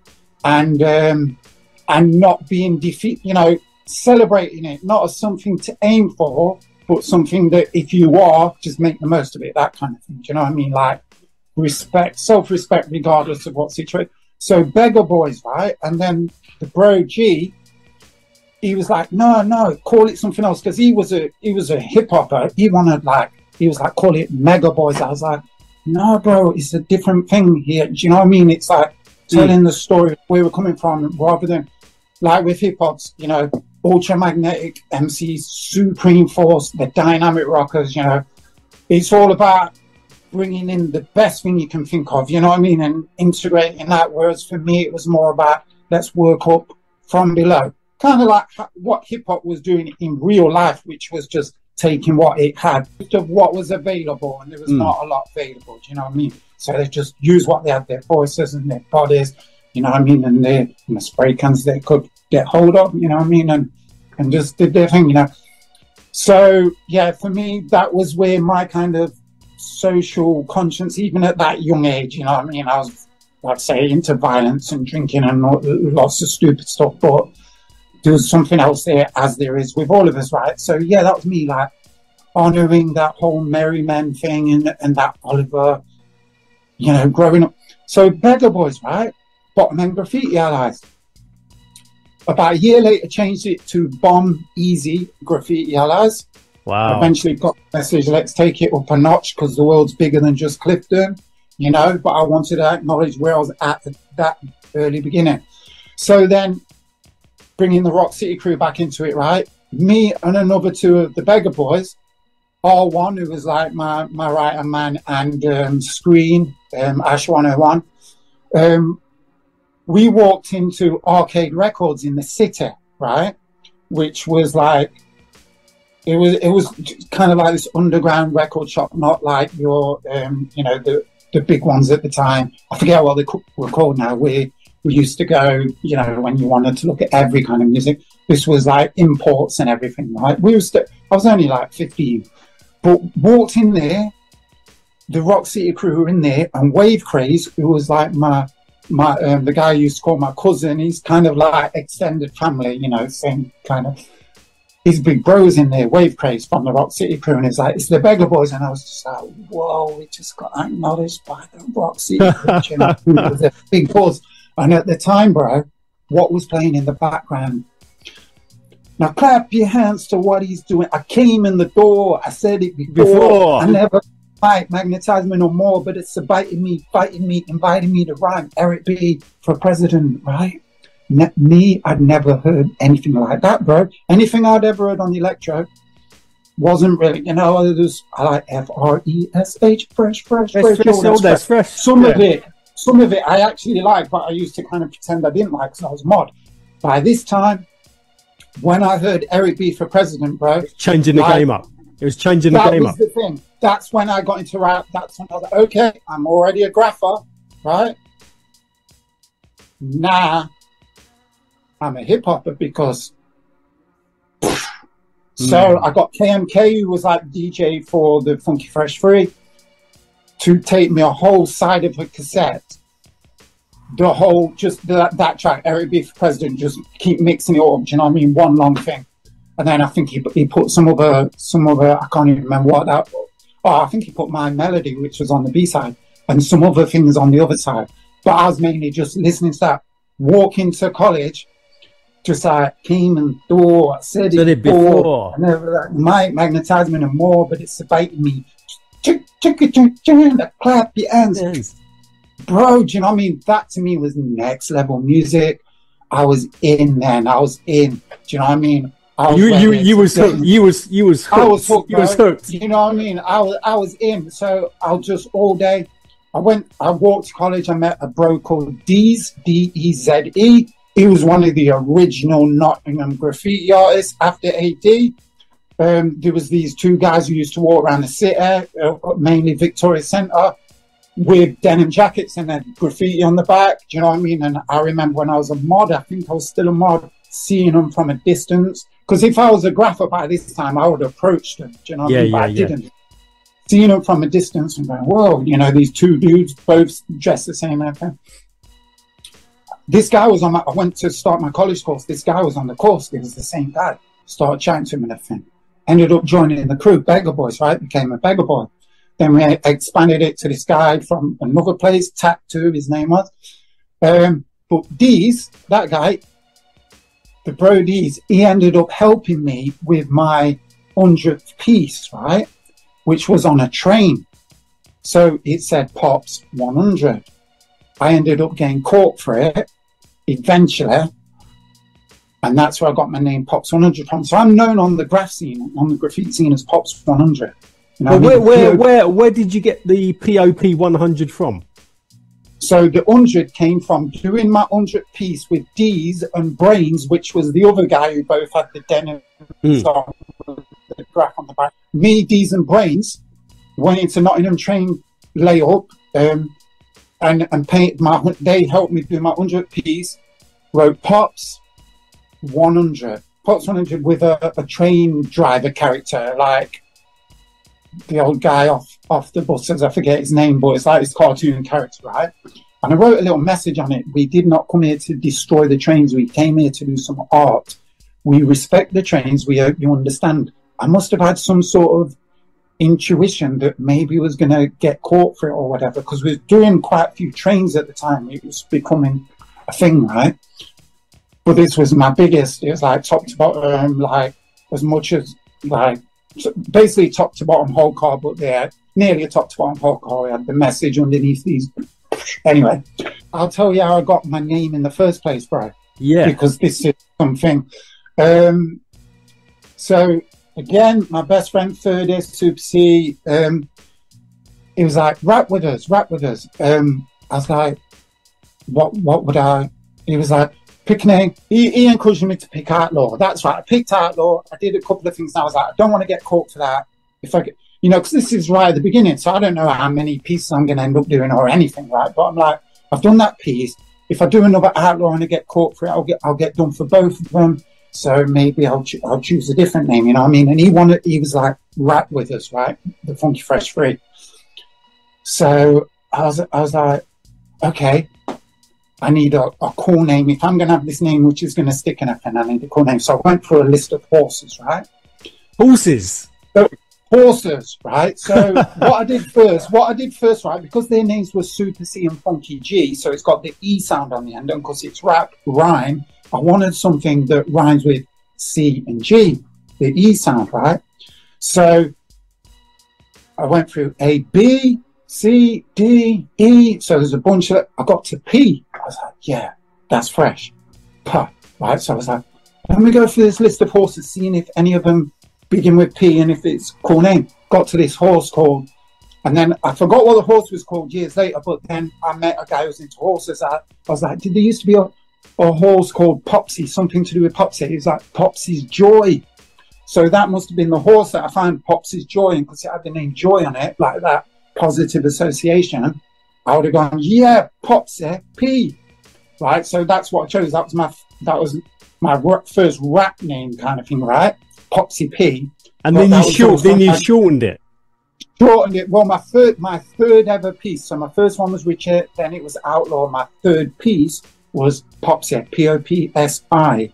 And I did it on this wall on the way to school, which was like the church hall, you know, where they do karate and stuff, you know, because I was a bit like, oh, it's a church. But I was like, no, they do karate in there and everything, you know.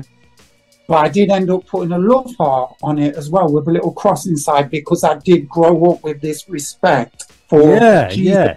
I wasn't, you know, I used to call myself... So, Rich, even back then, you was still paying your respects by putting like little love hearts, or on the train, you was like, you know, you was keeping it respectful. Bro. You know, yeah, because you know, I always had this thing. I always had this consciousness as well as my own consciousness.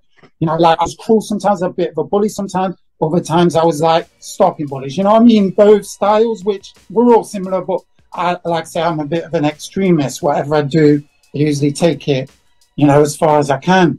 So, and I was just going to say, I used to call myself a Christian, but then I'd go around beating people up. The only reason I was calling myself a Christian is because I thought if I don't, I'm going to get in trouble with God or something. Do you know what I mean? But then I just carry on doing whatever I want to do. Like, didn't matter.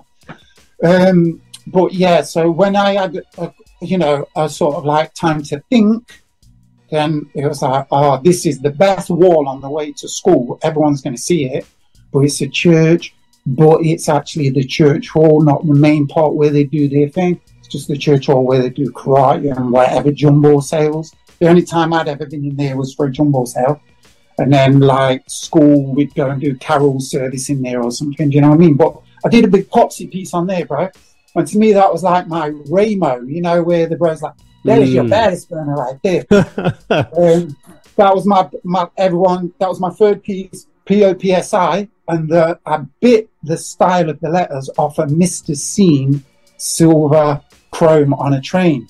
Once I got the video of style was, I took his S for my S on, I took, he did a Mr. Scene, I took the R, took the stick off it, so I got my P, took the extra little, and then I made up my O because that's just a circle with it. And then I got my P again. And then I took his scene, his S from his scene, added an I. There was my piece. I put some bubbles on the side. Popsy. That's where I got my name from. And that's from the horse. You know what I mean? Wow. So I was Popsy P, and I wrote a few raps, you know, and we used to just freestyle. We'd spend time freestyling. I ended up going on a YTS with G, who was like, his brother's way crazy. We'd be freestyling, hanging out, freestyling, and just, you know. So yeah, so that, and what was it like, Rich? What was it like going, you know, doing the trains? Was it like kind of like a military operation? You know, was it all planned out? It was more, at first it was just investigation, exploration, adventure, because we didn't know what it was going to be like. There would have been just a couple of us. I know I went on my own a few times just to make sure. I can't remember whether I first went on my own. I think I would have gone with someone. But we had to, like, kind of crawl. There was like this wasteland before you get to the tracks, and we had to kind of try and get across here without being noticed, because it's like this big open area. But, you know, as far as I could tell, there was no one watching us, so we just kind of made it around, got to the tracks, like, laid down. In fact, I think I remember now the first time I ever went there, I went from the station and just made my way up to the layups. I don't know how, but I got down on near the station somewhere and made my way to the layups. Well, you know, in New York they call them the layups, the yard. It was a trip. That was the ultimate dream, like I say, you know. Yeah, like it's going back. It's like going back. You know what I mean? Like that's the original. You know, so yeah. To be honest, what was it? What was it like painting on the train? Was it like on steel? We did trucks, right? And I think they were kind of like rusty and stuff. So they could using car plan. You know, it's quite watery and everything. Yeah. It didn't really show up very well. I ended up doing a few engines, like the actual engines that pull the coal truck. And that's what we did the POPZ100 train on. And, you know, it's nighttime in there. It's just the goal, you know, the dream to do trains. You know what I mean? Like doing wars, you know, that was great as well. But the trains was like the ultimate thing then, even though we didn't have subways and everything. You know what I mean? So, but yeah, I did that. But yeah, got caught for my 100th. You got nabbed, didn't you? You got nabbed for that. Got nabbed. Went back the next day. Yeah. When was that? That was 87. 1987. 1987. Yeah. Started in, you know, the end of 85, 86, made the crew. By 87, doing trains, and that was my 100th piece. Do you know what I mean? So I'd done 100. Quite a bit, you know what I mean? Yeah, and plus with tagging and everything, doing it all, do you know what I mean?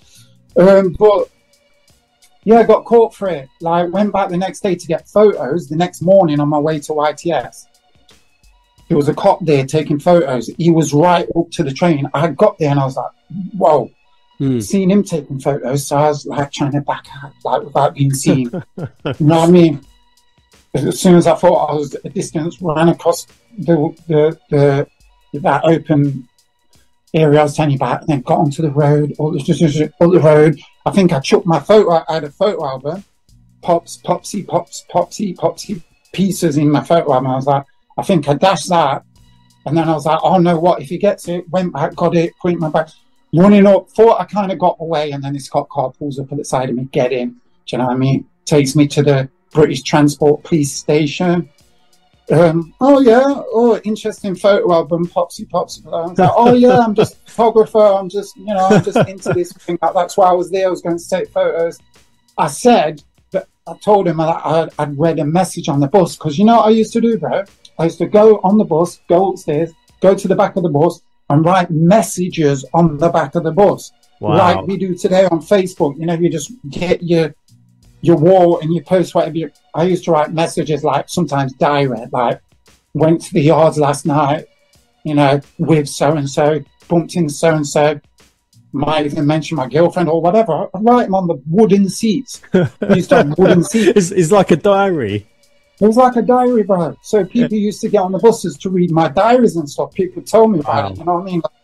I don't know about getting on the bus just to read my diaries, but they used to look forward to it, do you know what I mean? Yeah, that's one of the things I used to do. Did you have did you have like hand styles, or did you practice in hand styles? Not really, bro. I mean, I did, but I didn't get very elaborate with it. Mine was mainly just my writing. Right. More just, you know, when it came to like proper styles, you know, lettering, I used to, you know, we had design, we used to call them design books, used to design letters, you know what I mean, stretching them and bending them and, you know.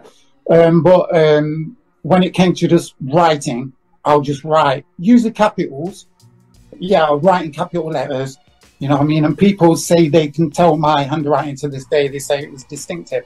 I didn't really notice. And it was often just rushed. So I wasn't so impressed even by my own handwriting. But well, I'm not being. You know, I was more concerned with the message, you know. Yeah, Pops. I was going to say, you know, if you're writing quite like a message, you're not going to be concentrating on how wicked your hand style is. Yeah, that's right. My tag, I'll practice my tag. Do you know what I mean? Like my original POPZ tag, like stylish. Yeah. Yeah. So I told the transport police I got on the bus to go to work, and I'd seen one of these messages saying, did a train last night. So I got off the bus and went to the train. That's what I told them. Do you know what I mean? And then, bro, right? A couple of days later, or a week later, maybe, you know, what happened? They let me out after maybe, I don't know, I forget, maybe a day or something. I can't remember if I had to do an overnight or what, right? But they let me out. Probably about a week later, I got on the bus to go home. One of the transport police gets on.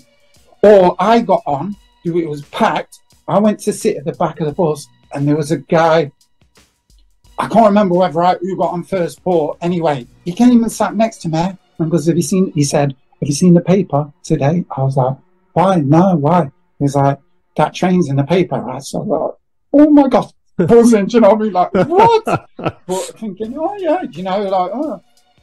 You know, I kind of knew. I knew they knew. You've gone all city. You've gone all city in the paper. All city, man, in the paper. Yeah, so I got home. Do you know what I mean? Like, as soon as I could get hold of a paper, you bought about 20 copies. I think it was like page 2 or something. Do you know what I mean? Like, you open it, £10,000 worth of damage.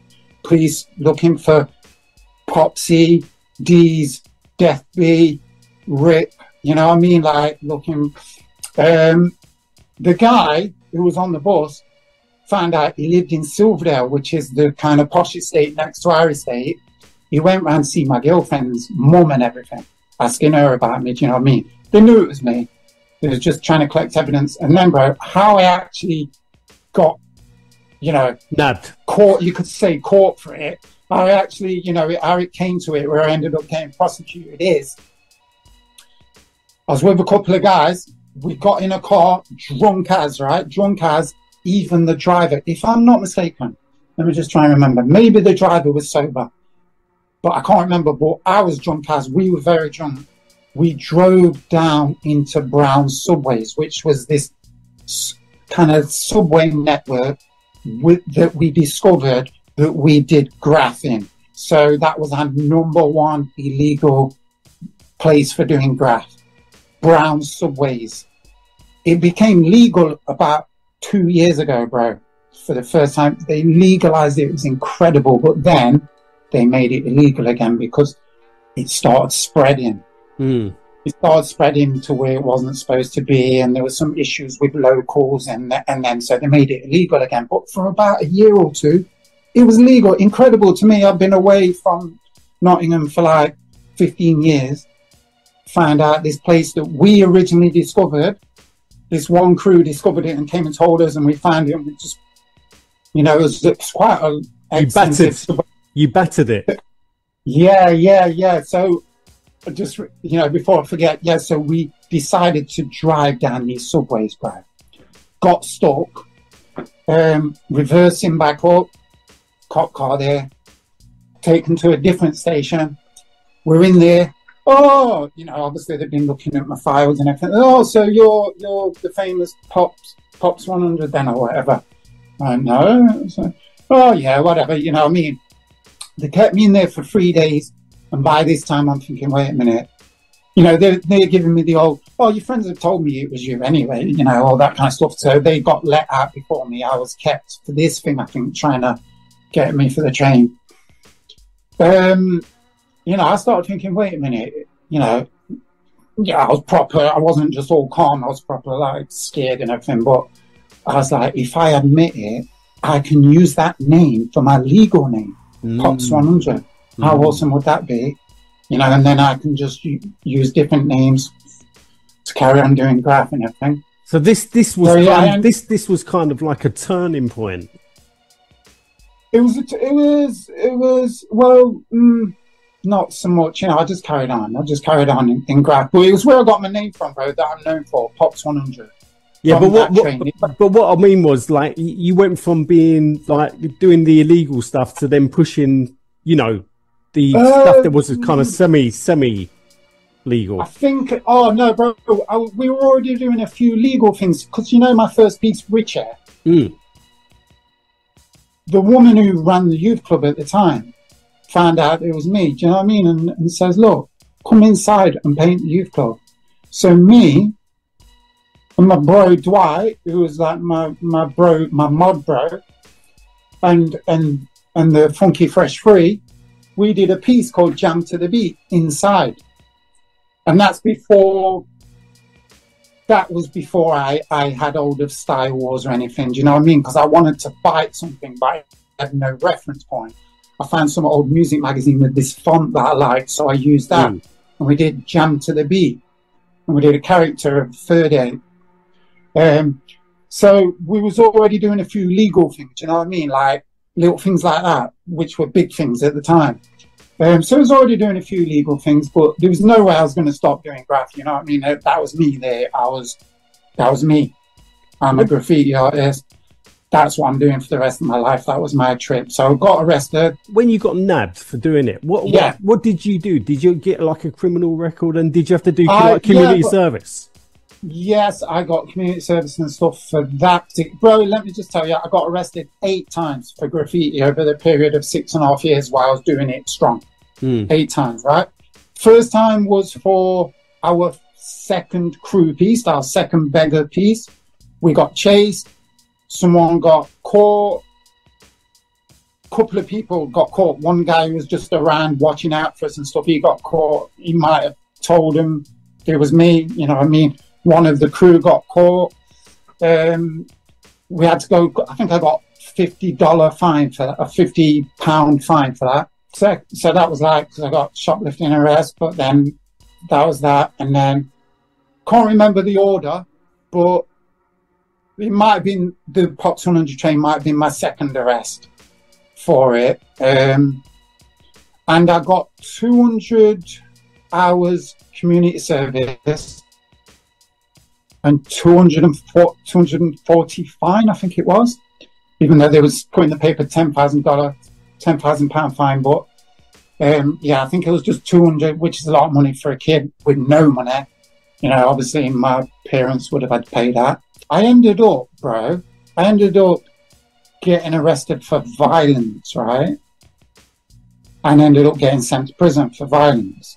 Really? So, yeah. So what happened there then? Like, you just... Well, we was in the youth club, right? I was drunk out of my head, right? And you just done something silly. Bro, I walked out of the youth club. I remember thinking, what can I do now that is crazy? Because that was me. I'm an Aries, bro. I don't know if you know much about astrology, but we're the ram. We just ram in. We're the crazy. That's life just is. We just go for it, right? So I came out, I was like, what can I do now that's crazy, right? And I saw this couple walking out of the community centre next door. It was like Christmas Eve or New Year's Eve, right? I was 17 at the time. So I was like, yeah, I stumbled over to him. I was like, that big guy, whack, punched him, right? Turned into, I knew that all my little friends were coming out of the youth club after me. And that's why I did it, because I wanted to be seen as this crazy guy, right? Because I was drunk, you know what I mean, right? Etc. You know, and whatever else was adding to that, you know, motivation. But did it about 200 yards up the road or 400 yards up the road. The fight was still going on, and now it was like some big group fight between a bunch of like 16, 17-year-olds and like 19, 20-year-olds from the community centre, the youth club and the community centre. A girl got a nose broke, someone got put through a patio window apparently, and that's all down to me coming out of the youth club going, right, how can I show how crazy I am? Do you know what I mean? So I woke up handcuffed to a radiator because the cells were full, because it was like New Year's Eve or Christmas Eve, one or the other. This hot radiator, just handcuffed, just like, you know, what's it called? You know, when you wake up with a hangover, right? So arrested in a prison cell, you know what I mean? Like, got taken for interviews and everything, and find out the girl got nose broke, and they thought it was my friend because he got some blood on his ring and everything. I ended up getting 9 months. My brother got 12 months. My friend got 15 months, even though I started it. They never found out I started it. You know, and I had my little innocent face and everything, so they didn't think it was me, you know what I mean, or whatever. But when I got out of prison, part of my prison sentence was a concurrent sentence, which means it runs alongside your main sentence, right? So I got 9 months for violence. I had to serve half of it, 4.5 months. But my concurrent sentences were for another train that I got caught for in Leicester, which was a Rest in Peace Scott LaRock, right? Rest in Peace Scott LaRock. A crew of us from Nottingham and Leicester did it together. We got chased, they got away, I got caught, got arrested for that. So I got like 3 months concurrent, I think it was, for that train and 16 buses, because I used to write the tag Phantom on the outsides of buses. Wow. That was one of my illegal names. I had all these little illegal names that I would do from time to time. Once I had POPZ100 as my legal name. So I got these concurrent sentences, and then also my community service and my fines were quashed when I got the prison sentence. They just tried to give me a fresh start, serve my sentence, have a fresh start. But before I went to prison, the community service that I was doing for doing that original POPZ100 train was painting graph art on the youth club, the same youth club where we grew up, where it all happened, you know what I mean, with a few of these stories that I've already told you. So I did my first one was a With Love painting. It said With Love, with this character, this cute character, which I kind of adapted from an Asterix cartoon. It said With Love, and inside the letters was the word She Rocks, which she was my girlfriend at the time. And then I did and then a week before I got sent down, I knew I was going to get sent down because it was serious. We had to go to Crown Court and everything.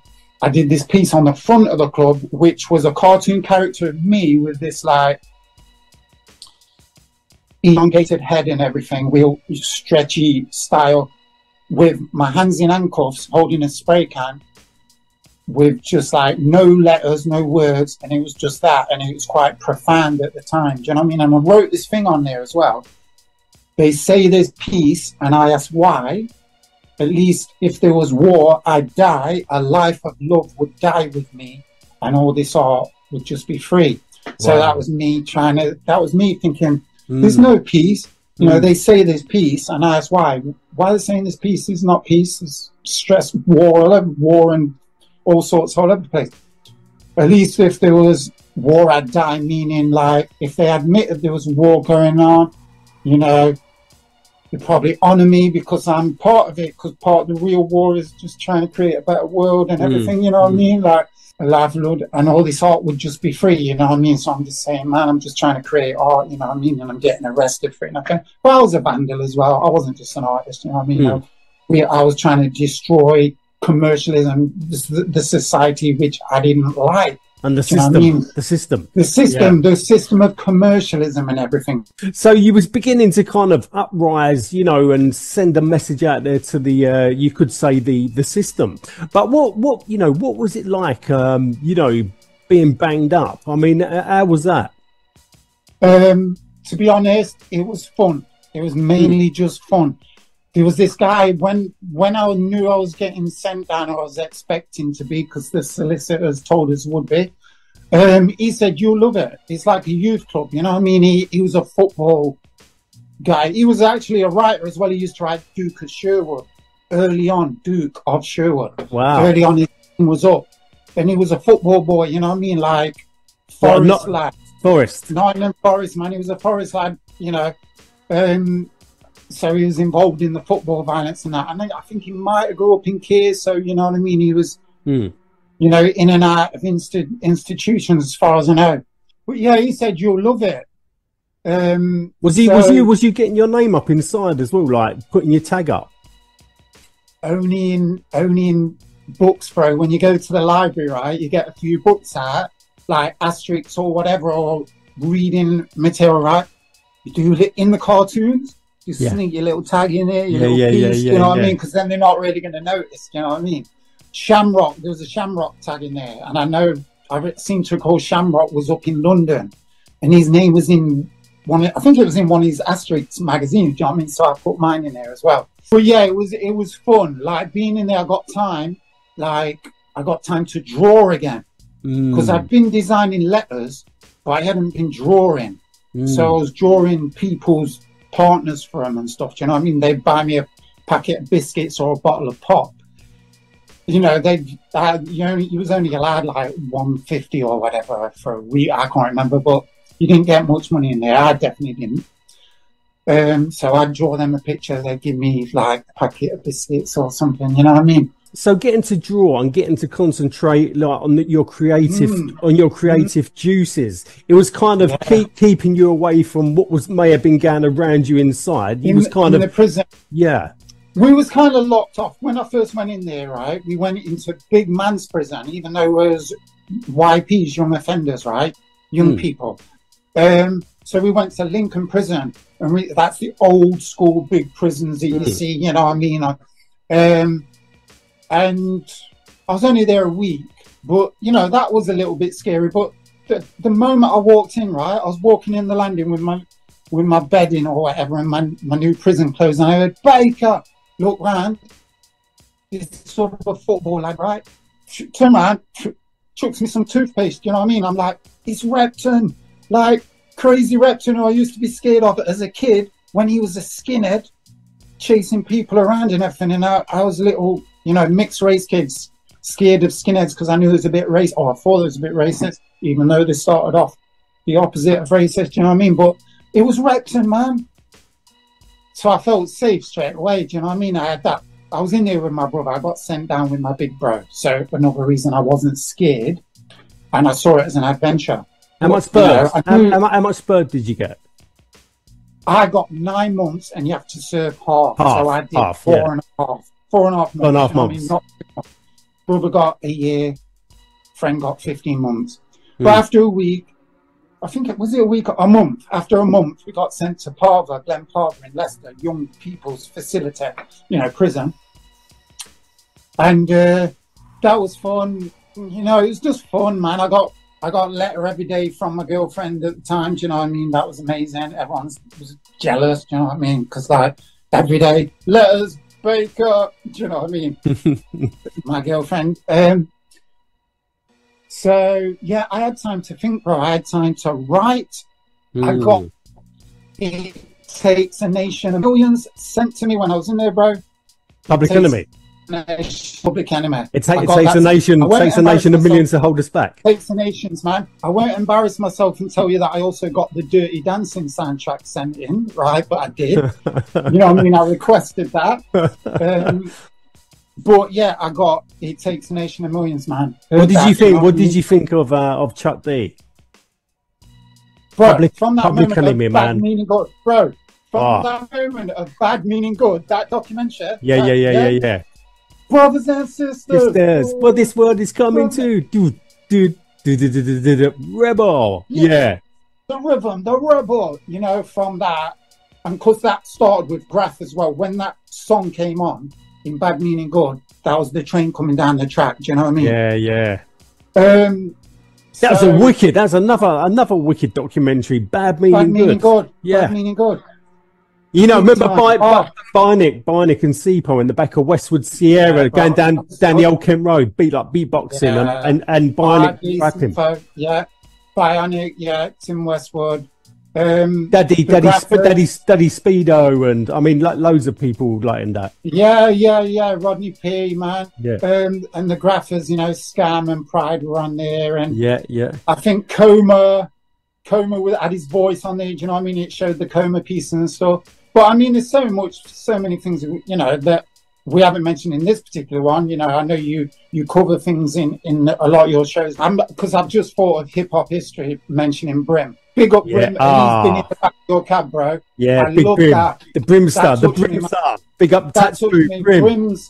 Brim's, you know, when he was in the back of your cab, man, that was amazing. Beautiful. Big up Brim. Big up you Brim, know, 100%. from the start, man, when he's on hip hop history, he's talking about how do you think we feel growing up around all this barbed wire and fence? Yeah. You know what I mean? Conscious. You know what I mean?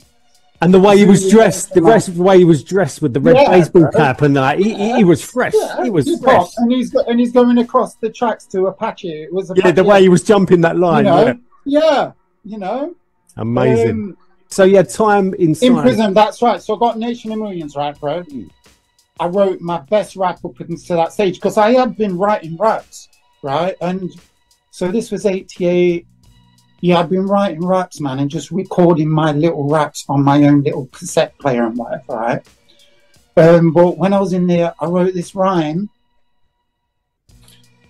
We do crimes of passion. It's not a fashion for us to rob y'all and take all your cash and run because we stand and fight for black and for white, do what we feel is right. And what we feel is much more precise. You just name the price. We'll roll the DICE, that's right. They're dicing with death. They got nothing left but organized theft. So we hold our own, we rhyme in two-tone, and our rhymes are grown from what? From whack. Now we lead the pack, we won't get the sack like some quarterback who's lame. My name, it starts with one thing, K-I-N-G, King, and I'm here to bring hardcore. You sure in my name there's more? Since you adore, I told you the score 10-0. First king, I've already said, and POPZ100. King Pops 100, so dread to dread, I must produce art. Illegal or not, I brought from the what? Sort of what? Of time, speaking of this, is something I'll miss is my lady's kiss, but soon I'm out of this cell. My private hell is nothing to tell, and so don't curse, this rhyme is rehearsed. I tried to stop crime, yes, right from my first origin, and this is original. From school and from skull, I won't pull no wool over eyes, my friends, although I know how. It's time for a bow from I and I now, so ciao. I wrote that in there. That was wicked. You know, that was like how rap went from Run DMC, etc. to Rakim. That was like my rhymes. After hearing It Takes a Nation of Millions, the inspiration I got from that, going to that, you know what I mean, going into that right there. Amazing lyrics as well, you know, really meaningful as well. Meaningful. Fight the power. Yeah, bro. You know? Yeah. I love it. Pops, man, I love that. And also, you know, throwing a little bit of ego in there, the hip-hop tradition of ego, and, you know, so King Pops 100, you know what I mean, like, when did you start, you know, developing your kind of your style? Like, because you know, obviously with hip hop, you don't want to be a biter. So did you try and like, you know, get your own style together? Oh, so I started biting, like I said, I literally of course, bit the scene and did my own film. Everyone right? did. And then and then soon I kind of, you know, like, no, I don't know if I told anyone that I bit Mr. Scene at the time, do you know what I mean? But I did it, and then pretty soon, and then that's right, I would use that same Popsy style, what I got from Is R, right, the same P, things. I did my first train in London, Popset on a train, that was my first train, window down on a British rail thing on one of the bridges that goes over the River Thames, I think it is, unless there's more than one river there, but yeah. Same Popsy style, right? And I did Popsy a few times and then ended up getting caught. You know, I shortened it to Pops, POPZ, and then ended up getting caught for that Pops 100 train. But so I kind of had my style from there. And, but you know, I would try a few different things, but in terms of style, I kind of kept it basic mostly, bro. I was into... But a few times, that's right. When we first got our crew together, Beggar Boys, brand Subway that I told you about, right? These guys came to us one night. We just found this Subway. We've just done some pieces in the Subway. We're Clifton Flyover. There's all these, and the Subway's. So we went there. We pieced. we soon met this other crew from a place called, like, from the east, St. Anne's, right? A place called St. Anne's. They were calling themselves TCA, I think they were calling themselves. Not Chrome Angels, but I forget, I think they were called that at the time. But it was Craze, a guy called Craze, who's a big grapher to this day, right? Rip, who joined our crew, became Rip 102. And another little guy, Sosai, right? So, long story short, we battled them, right? I think that was our first crew battle. We were the top crews in Nottingham. And they kind of won because I was trying not to buy. And the top guy, Craze, it was beautiful what he did. He did this run, it said run in it. It was, I think it was, I remember seeing something later on, but oh, that's where he got it from, kind of, you know what I mean? But he changed the colours and everything. But yeah, for that one, I tried to do something totally original. We did 2 pieces each. But I did something totally original. I look back at it now, I'm like, oh, that was off, you know what I mean? Because I wasn't biting. I changed my attitude a bit, or a lot. So, yeah, and then I just experimented. I tried all different styles. I became quite known for my block letter stuff. I, you know, did quite a few block letter pieces. And your characters as well. Your characters. You know what I mean? Yeah. I did a lot with the extensions, like the mad, long, elongated styles, elongating arms, stretchy styles. Yeah, you know what I mean? That's about the feeling. Do you know what I mean? That's about the feeling that and the energies, the energies you know coming through. Yeah, the flow, the stretchy, elasticated stuff. Yeah, I tried a lot of different things. You know what I mean? Versatility was my thing. I'd try and just do all kinds of different things. Each piece, different colours, different styles, different, you know, just keep it kind of fresh and new, you know, and sort of like unpredictable, I guess. But, you know, other people, they could see there was a pattern, you know what I mean? Like, they could tell my style, a lot of people could. But I wanted to mention maybe about when I did finally meet Artful. Because I think, wasn't Artful, like, I know he's in London, but I think he was up in Nottingham as well for a while. I wasn't sure, bro. I've been speaking I think to him last week. I was speaking to him this last week on Instagram. I think he may have been from Nottingham originally, then moved down to London, or he had a connection. He had a connection in Nottingham. I messaged him last night saying, "What was your main connection with Nottingham?" Because I always thought he must have lived around there. There was definitely a connection. But then I watched him. He's been in the back of your car, babe. No, he hasn't. Nah, I'm trying to get Artful in, man. But yeah, he's difficult to get hold of. So he was on Killer Keller's podcast then, right? Probably Keller's one, yeah. Yeah, I watched that, and that's when I found out. Oh, so he's from London. Like, from my memory, he didn't really say what his Nottingham connection was. That's what I'm saying. I need to get Artful in the cab, and we need to sit down with Artful. You know what? He did a post on Instagram recently on about how I think he was saying he doesn't get invited to some of these events, these graph events, do you know what I mean? And how people aren't really remembering, you know what I mean? People who need to be remembered maybe as much as they could be, you know what I mean? Artful is one of the legends, man. Yeah, one of the legends. People were commenting saying, "Nah, you know, if it was up to me, you'd be there and everything." You know what I mean?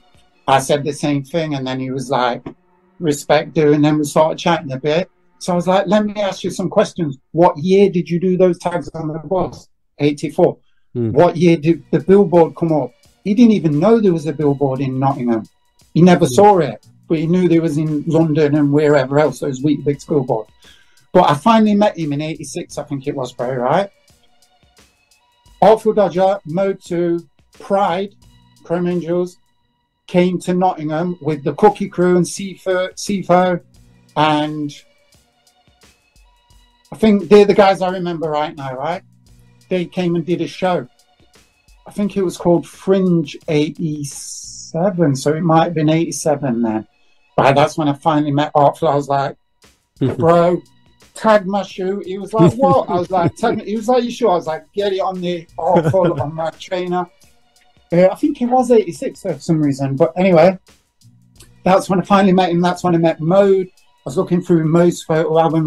When he came along and saw that, I was looking through, he was like, come on, gives it back and everything. You know what I mean? I was like, Mode's been in the cab. He's amazing as well. He's been in the cab. Yeah, I saw that, bro. Saw that. Amazing. Yeah, he's one of the best. For me, he's one of the best artists in the whole scene. Do you know what I mean? Like his characters, characters, man. Yeah, characters, man. You know, he's the way he applies.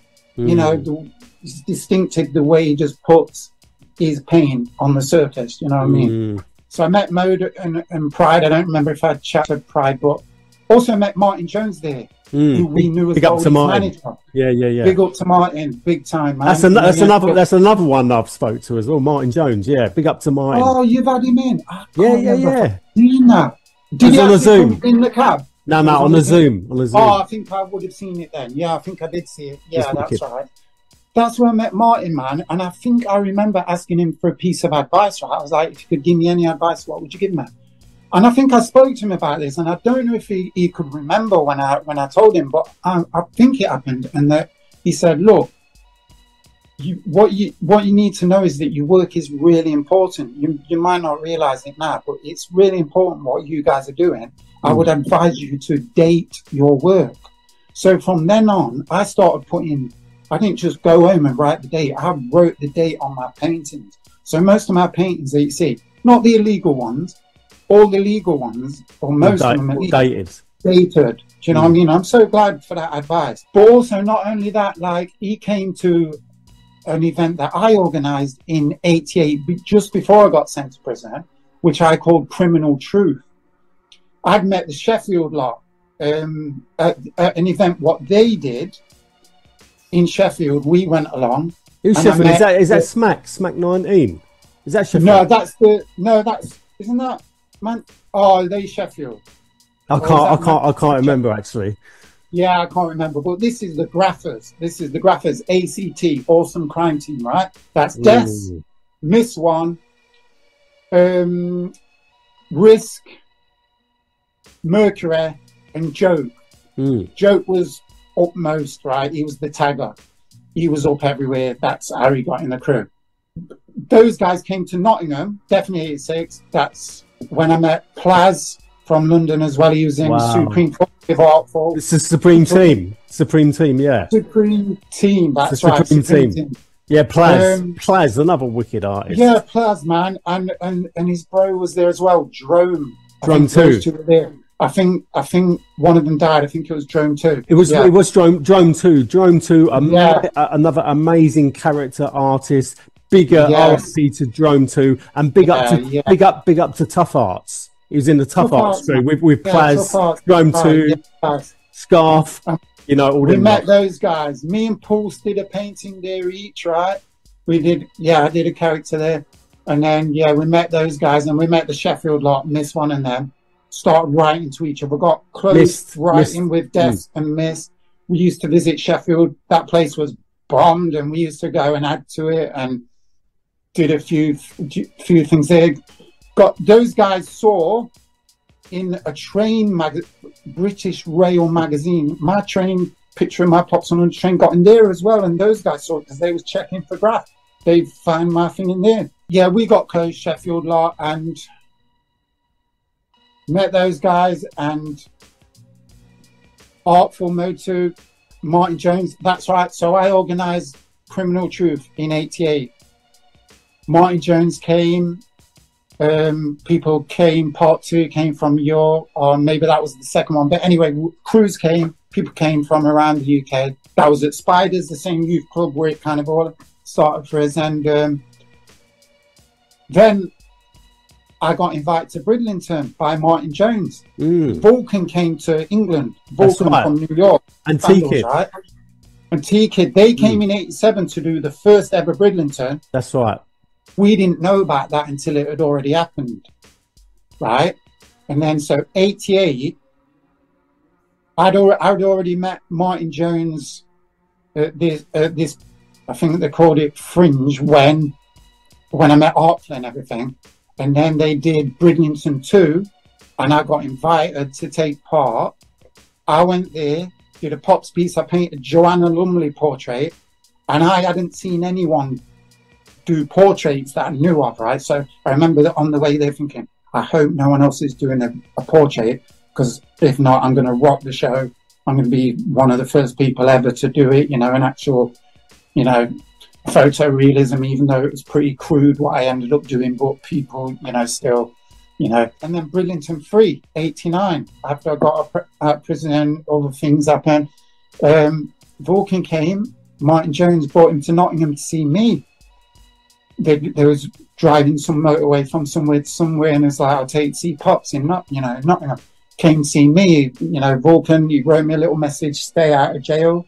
That was useful because I was still, you know, like full on, do you know what I mean? And like, if he would have said, don't care about jail, just do graph, I would have just done graph. But he said, stay out of jail. He wrote it in my tag book, you know what I mean? So respect due for those elders, you know what I mean? Wise, and, wise.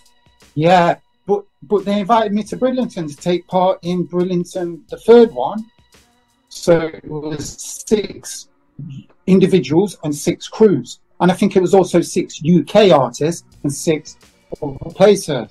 I ended up coming second to John 1 in the individuals category. John 156 from New York. Train origin, you know, one of the later, before the trains got cleaned and everything, he was doing trains and everything. He came first, I came second. A guy called Mayo, I think, from Amsterdam, came third. And then Slick and Risk won the cruise category. And so that was a big deal, you know. Big love for Martin Jones for recognizing something in me to invite me to take part in Bridlington, do you know what I mean? And big up to Martin, man. Big up to Martin Jones. Man's done so much for UK. He documented it. In photography, he's got some wicked photos. Yeah, Goldie was like, I just mentioned, he was like the general to me. He was like the general of British graph, doing it. You know what I mean? Like, yeah, Goldie was Goldie was another one, you know, like ahead of the time as well. Yeah, he was ahead, man.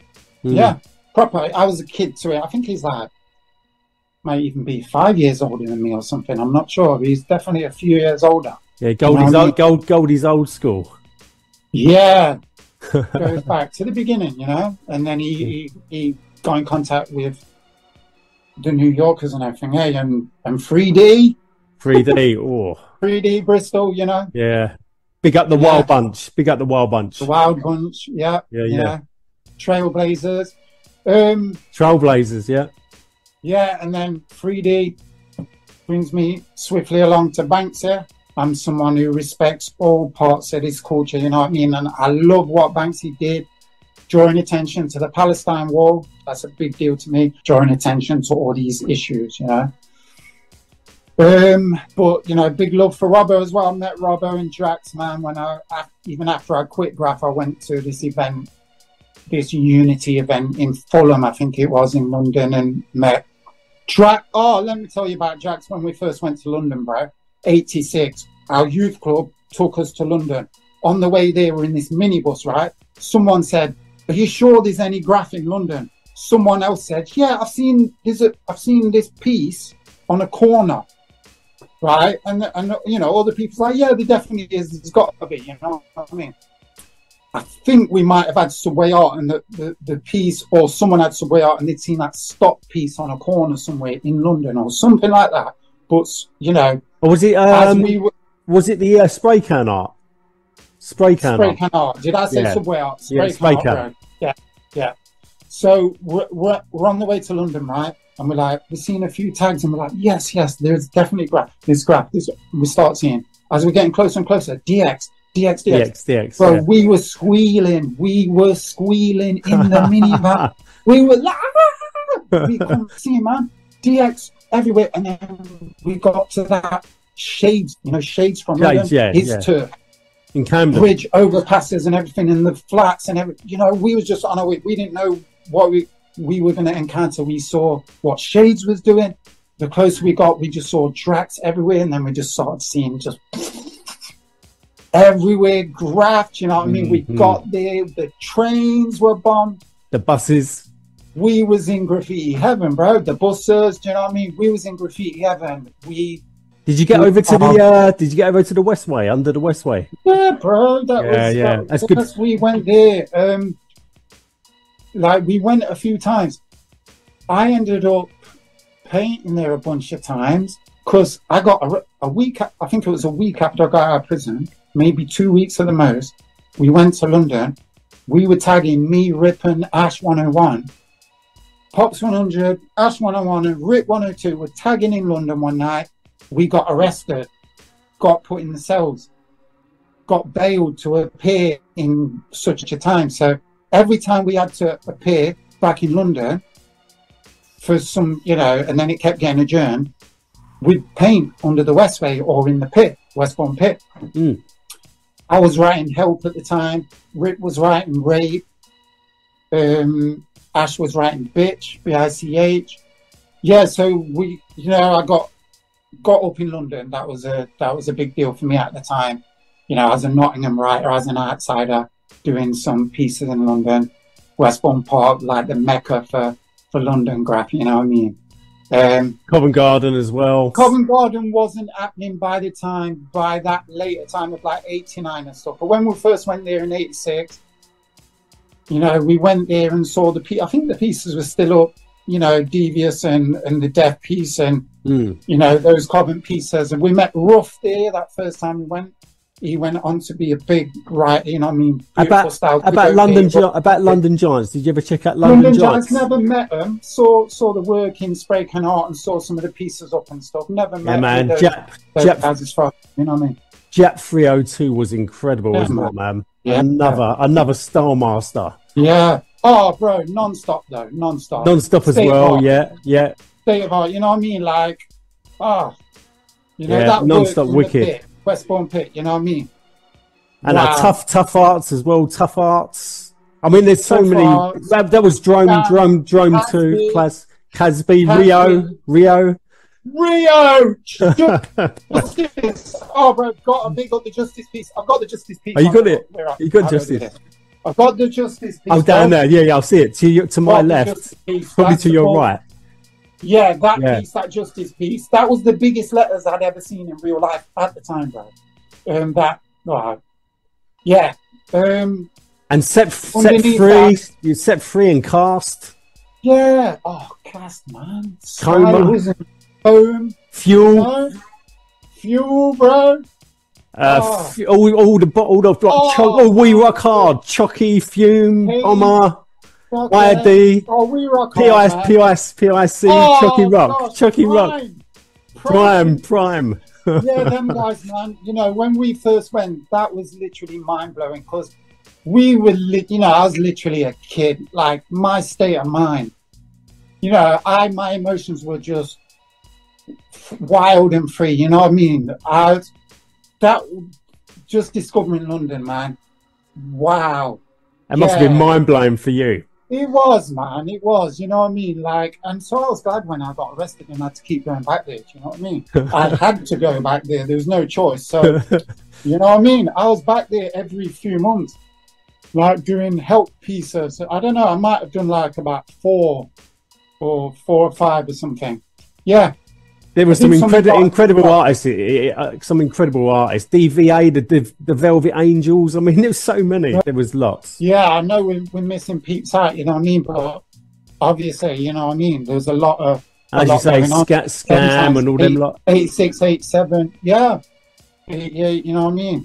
Yeah. Incredible times. So if you're there thinking that you deserve a mention, you do. And, you know... Can't remember right now, but yeah. Rich, should we round it up on this old school bit?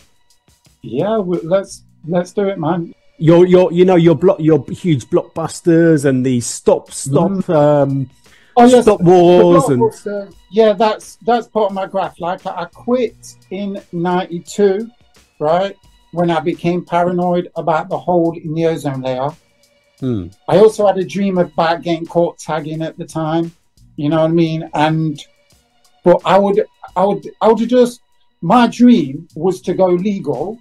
Well, my dream first was to bring down the system. That was the honest dream. Do you know what I mean? Just do massive socio-political paintings, and just make sure we made a change to get rid of this institutionalized racism. You know what I mean? I wasn't so up on sexism as consciously as I was racism, being his color. If I would have been a woman, different story. But, you know, just make some proper changes. That was my dream.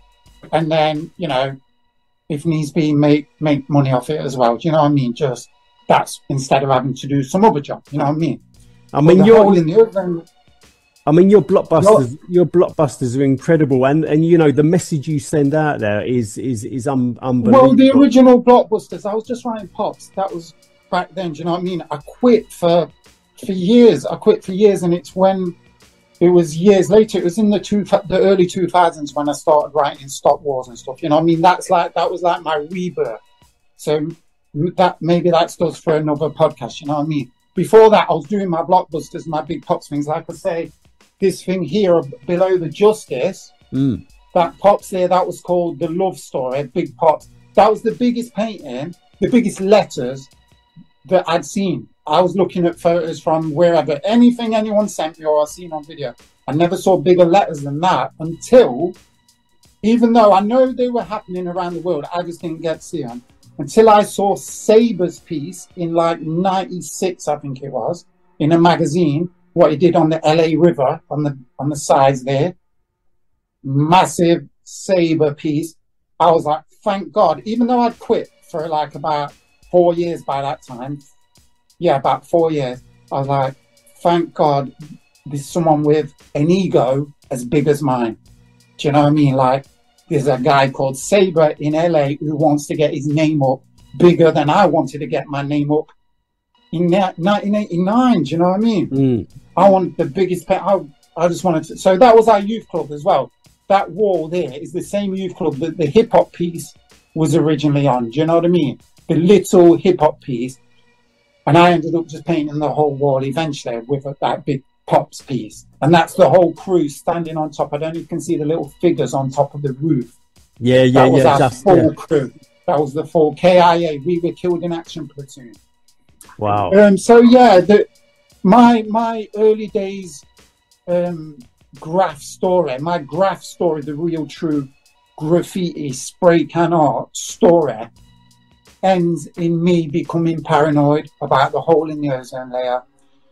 We did this north-south battle in '88, and it got into the local paper like every day for about 5 days, because we did this deliberate battle. If you was from the south of Nottingham, you wrote S and then you chose a number. I was S4, you know what I mean? And then if you was from the north, you had N whatever.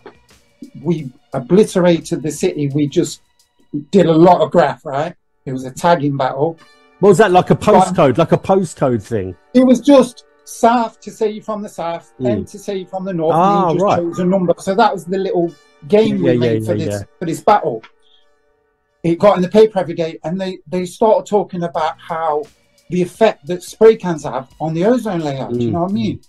And I was like, but it was all very new. So I was like, you know, I didn't really care. But that was '88. By the time I got to '92, I couldn't pick up a spray can without thinking about the ozone layer. I was smoking too much as well, so that didn't help. Do you know what I mean? So every thought felt really important. So if I thought, what about the hole in the ozone layer? That was like, what? But it was really affecting my nervous system. Do you know what I mean? When I'm not stoned, I stopped smoking. I stopped smoking. It took me 8 years to proper stop smoking, right? But I haven't smoked since the year 2000 now. Now when I think things, it's all just, it doesn't really matter. It's just like, if it makes sense, it makes sense. If it doesn't, it doesn't. Back then, when I was smoking, everything seemed important, you know what I mean? So the paranoia, it could be the biggest rubbish, but I'd still think it had meaning. I was getting into Rastafari, that's right, and I was starting to learn about organic living. They call it ITAL living, eating what grows from the ground, you know, just trying to live in harmony with nature. So yeah, you just, you know, you didn't really want to pick up a can because, you know, it's kind of possibly destroying like the ozone layer and the pollution. Yeah, well, that's what the scientists were saying. Do you know what I mean? Like the ozone layer was thinning, and they were talking about this hole So I was imagining a hole. So then it got to the point where, because I was smoking so much and everything, and every thought seemed important, every time I thought of a circle even, I'd be thinking about how I might be part of damaging the ozone. They say that spray cans are ozone friendly these days, just saying. And also the ozone layer is repairing. It was thinning. Apparently mankind, we did this big effort. We cut out the CFCs, you know, as much as possible, or however much, and it's repairing. So it's not a worry now, but at the time it was very much a concern for me. You know, I was getting more conscious. I was getting more conscious with the Rasta philosophy and stuff, but I was still into the graph thing, and I kind of developed this kind of schizophrenic nature between Rasta, organic, everything in harmony and everything, and then this chemical spray can, like, you know, war against the system and everything. I mean, they're both against the system, but like two different ways of doing it, you know what I mean? And that natural way, it was just the fear of having anything to destroy the earth, you know what I mean? So I just had to quit for my own sanity.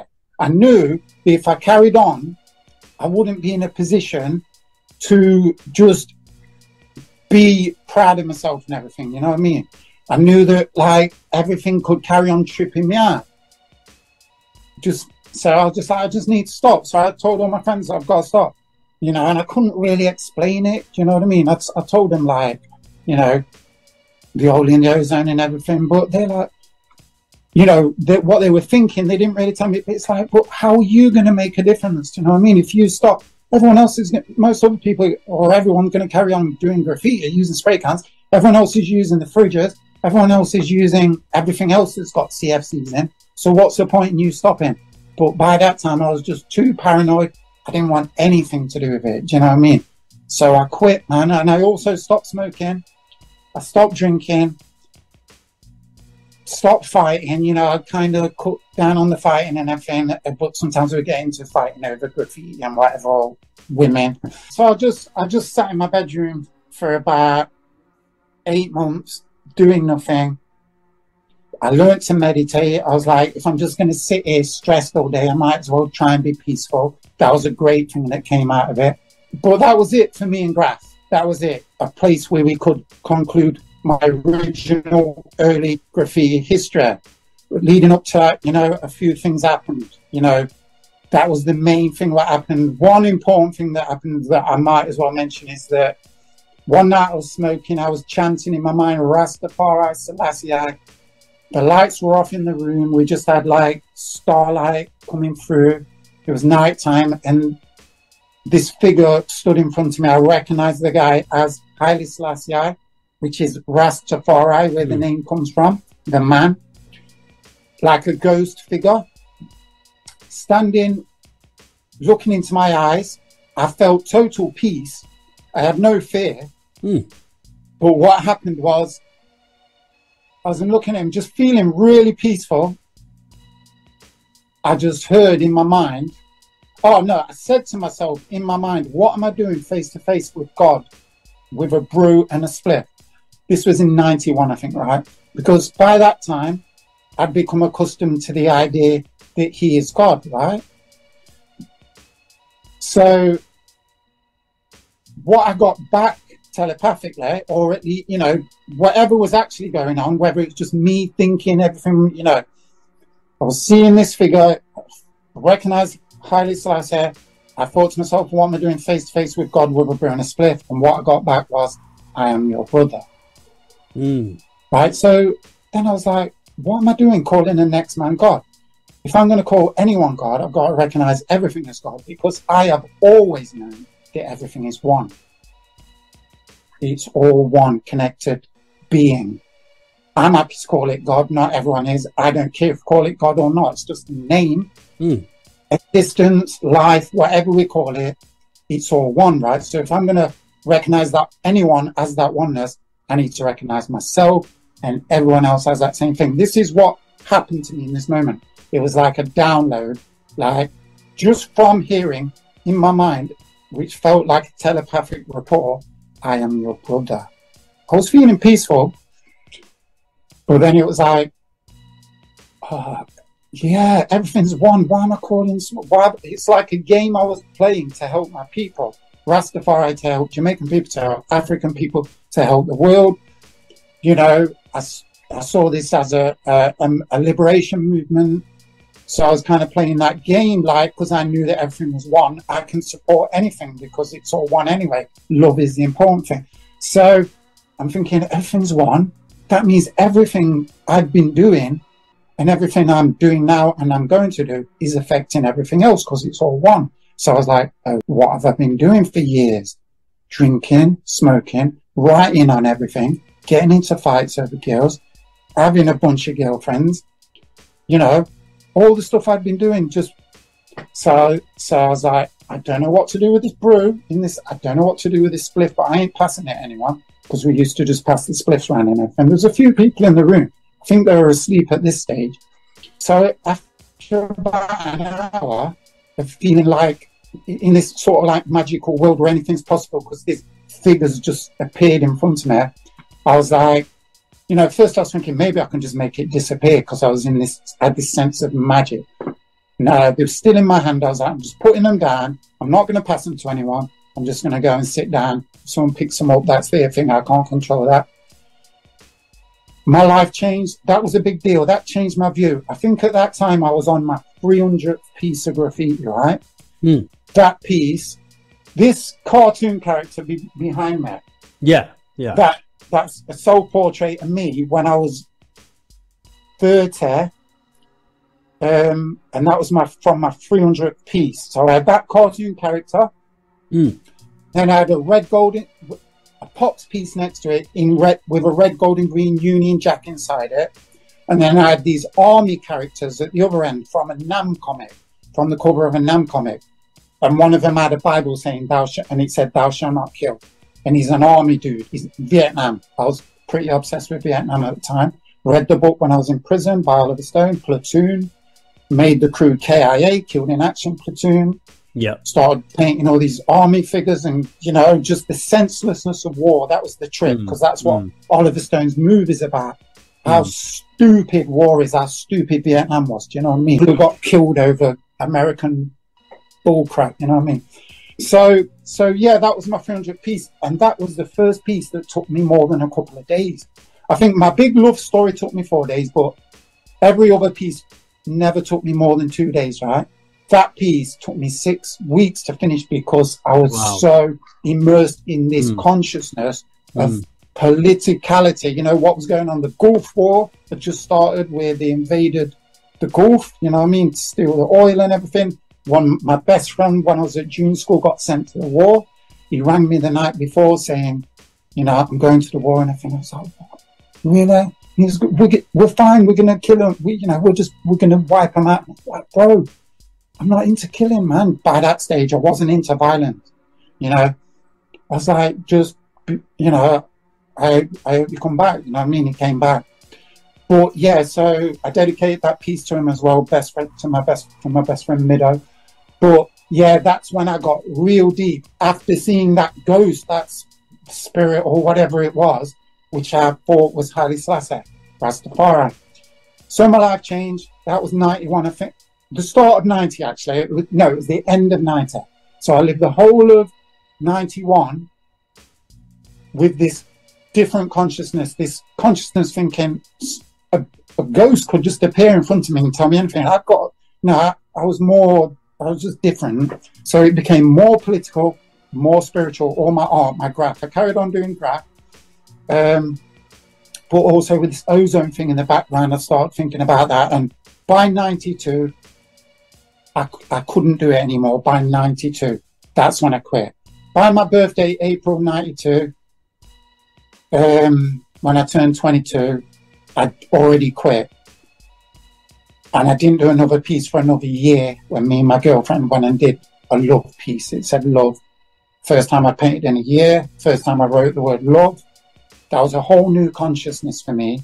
Even though I was getting conscious leading up to that point, what I went through, you know, during that time of not smoking, not doing graph, not drinking and everything, that was just a rebirth, you know what I mean? So that's my graph story, bro. That's my history. But you're still massively active now, though, aren't you?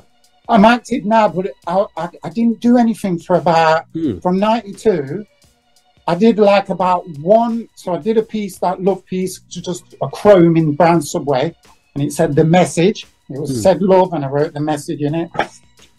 And then maybe like 2 years later, I did a little grow piece. I started designing the word grow. That became my word. And then I did something for someone who was taking this banner to a anti-racism protest.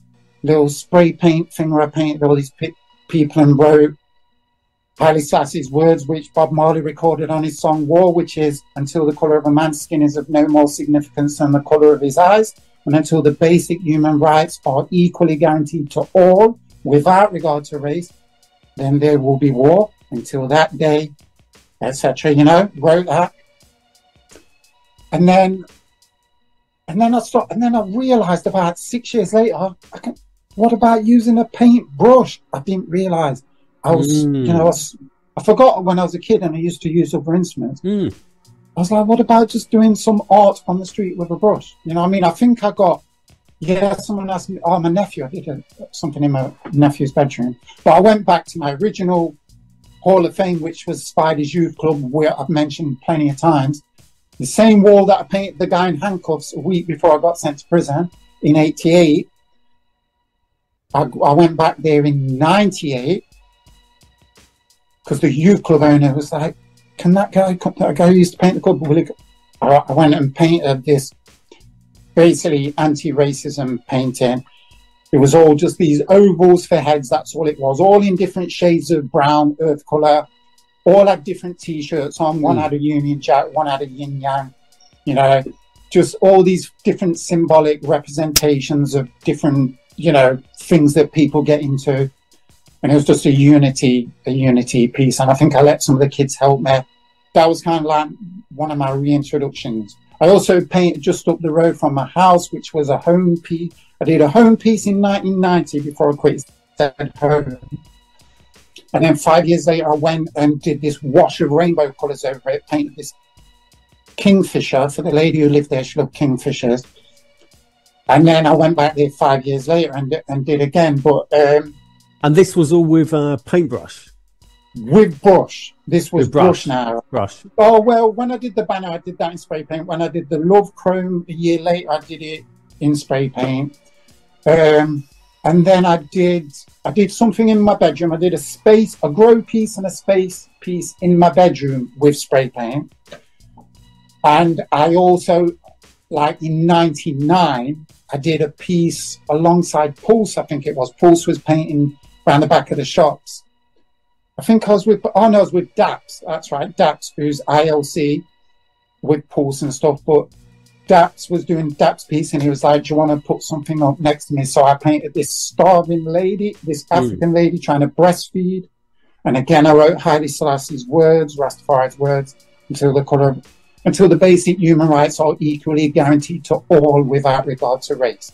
I just put that quote there and this woman. And that was it. That was the 90s for me. I hardly painted. And then I eventually went to college in 99.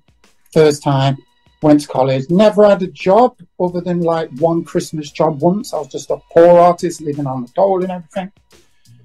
And then 1990, went to college, got asked to do some paintings with brushes, then really got into the flow of painting with brushes, some big portraits of kids and stuff. A year after that, I think it was 2 years after that, met the future mother of my children. Did a little doodle of this space doodle. That was one of my words that I got into, writing space. Did a doodle, she printed it on a t-shirt. It was like a little doodle. I was like, man, as I say in this I did this documentary once, as I say in that documentary, I need to start doing good art so that when it comes back to me, I'm going to like it. So then I started doing nice little space designs on little canvases and stuff. That's where I got back into my lettering. So I never designed pops again after that. I let go of my tag, my name. But I started writing grow and joy and space, things that had meaning to more people than just me, you know what I mean? Stuff that was for all of us. And yeah, and I started getting into it, and then I came up with that Stop Wars idea, and that's a whole new episode happens there. It's probably a good place to leave it for now, you know what I mean? Whether we'll do another one, who knows? But I'm happy to leave it there. Well, I'm hoping to, you know, I mean, it's absolutely fascinating chatting to you. And, you know, I hope you've kind of enjoyed this little chat as well. It's been beautiful, bro. I really appreciate it. Yeah, it's been beautiful. I was really nervous. I was really excited. I know. I couldn't settle. I feel relaxed now, you know what I mean? I've gone through that whole thing. Oh, it's beautiful. You know, it's beautiful. Yeah, I'm really honoured, man. Listen, because I want to say, it's like, bro, it's like Gulliver's Travels out here, right? In one place, you're a giant. In another place, you're tiny. Do you know what I mean? We go through those fluctuations throughout life, the wave of life. Do you know what I mean? So this is one of those places where I'm coming up. I'm getting recognized, you know, for some of the stuff I've done. You know what I mean? So we need that in life. We need to be recognized sometimes, and then we need to take a back seat and just chill. And you know what I mean? So this is where I'm honored alongside some of my peers. You know what I mean? Some of the greats in this culture that we've been born and grown into, you know what I mean? So I really appreciate it, man. Listen, Pops, it's been absolutely incredible chatting to you. And before we round it up as well, one thing I'd like to kind of end it on and say is, you know, it's like amazing artists like yourself, you know, pushing the message of like positivity, love. You know, we must continue like with humanity and strive together and push forwards, because, you know, it's artists like yourself which are inspiring, absolutely inspiring. Thank you, bro. Thank you, bro. It takes all of us. Do you know what I mean? It takes all of us, like what you're doing, obviously. Do you know what I mean? What you're doing, gathering all this treasure that's been shared over all these many years, all these different artists of all different kinds, bringing them on, you know, reviving those feelings, allowing those memories to come back for everyone who was involved in their own ways, you know what I mean? All the girls were involved, all the mums of all the kids who were getting involved, you know what I mean? And can share it with the families and the friends and everything. Really important. And, you know, as artists, we're just the sort of figureheads who, you know, we speak on behalf of whoever relates to what we're saying, you know what I mean? Whoever can make use of it, but we're all important. That's the thing. Equality, you know what I mean, bro? We're all important. We're all just different spaces and times doing our thing, and it takes all of us. And you are channeling your emotions onto those walls with positivity. It's incredible. Thank you, brother. But listen, I think what you do is incredible. Oh, thank you so much, Pops. And listen, it's an honour chatting to you. And listen, by the way, I want to give a little shout out as well. I want to give a big shout out to Kilo as well, because I know Kilo was going to do a little interview with you as well, but obviously it didn't happen. That's right. So massive shout out to Kilo and to anybody watching. I'm watching, man. Everyone who knows me, you know what I mean? So much love, eh? So much love, man. Yeah. Listen, man, I feel so chilled talking to you, Pops. It's beautiful. Brilliant. I always like to hear that, bro. You know, I'm a dancer now, brother. By the way, bro, you know my main art is not painting these days. It's dancing. I was at a dance last night called Ecstatic Dance. It happens around the world. Our one is 2 hours, no chit chat on the dance floor. Live DJ, just dance music, bass music, the odd piano track, whatever, going through all kinds of, you know, it's really meditative, and there's no drink or drugs. It's a sober dance. I've been doing it 6.5 years. I met my current partner there. Me and my wife, mother and my children split about 10 years ago. My current partner, shout out to Myla Luna, who helped me set up this Zoom call. Do you know what I mean? That's my partner. And yeah, I'm dancer, bro. So, you know, and by the way, whatever I saw them poppers doing and everything, man, I'm doing it all and taking it next level, you know. And very quickly, what part of New Zealand are you in? You in the north? I'm in Christchurch, South Island. You're South Island, yeah. Beautiful. Aotearoa is the indigenous name for New Zealand. Aotearoa. And this is Otahi, Christchurch. And one thing I want to do is give a big shout out to all my New Zealand hip hoppers out there. You know, you are MCQ. Oh, there's a lot of us out here. MCQ, the Curse One, and all the New Zealand hip hop you know, fam out there. Shout outs to Fat One and all the New Zealand artists who have been inspiring me out here, you know what I mean? 100%, 100%. Yeah. But listen, Pops, it's been an absolute honour chatting to you. Thank you, bro. Oh yeah, shout out to Decipher, local Christchurch and Freak, Icarus, some of the local guys. Yeah, much love, man. Much love to everyone. Big love to you all. Big shout out to you all, and keep moving forwards. Keep pushing positivity, and always, keep love. Love. Keep spreading the love. Keep spreading the love. Bro. Pops, always. It's been an absolute honour. Thank you, brother. Likewise. Fight the power.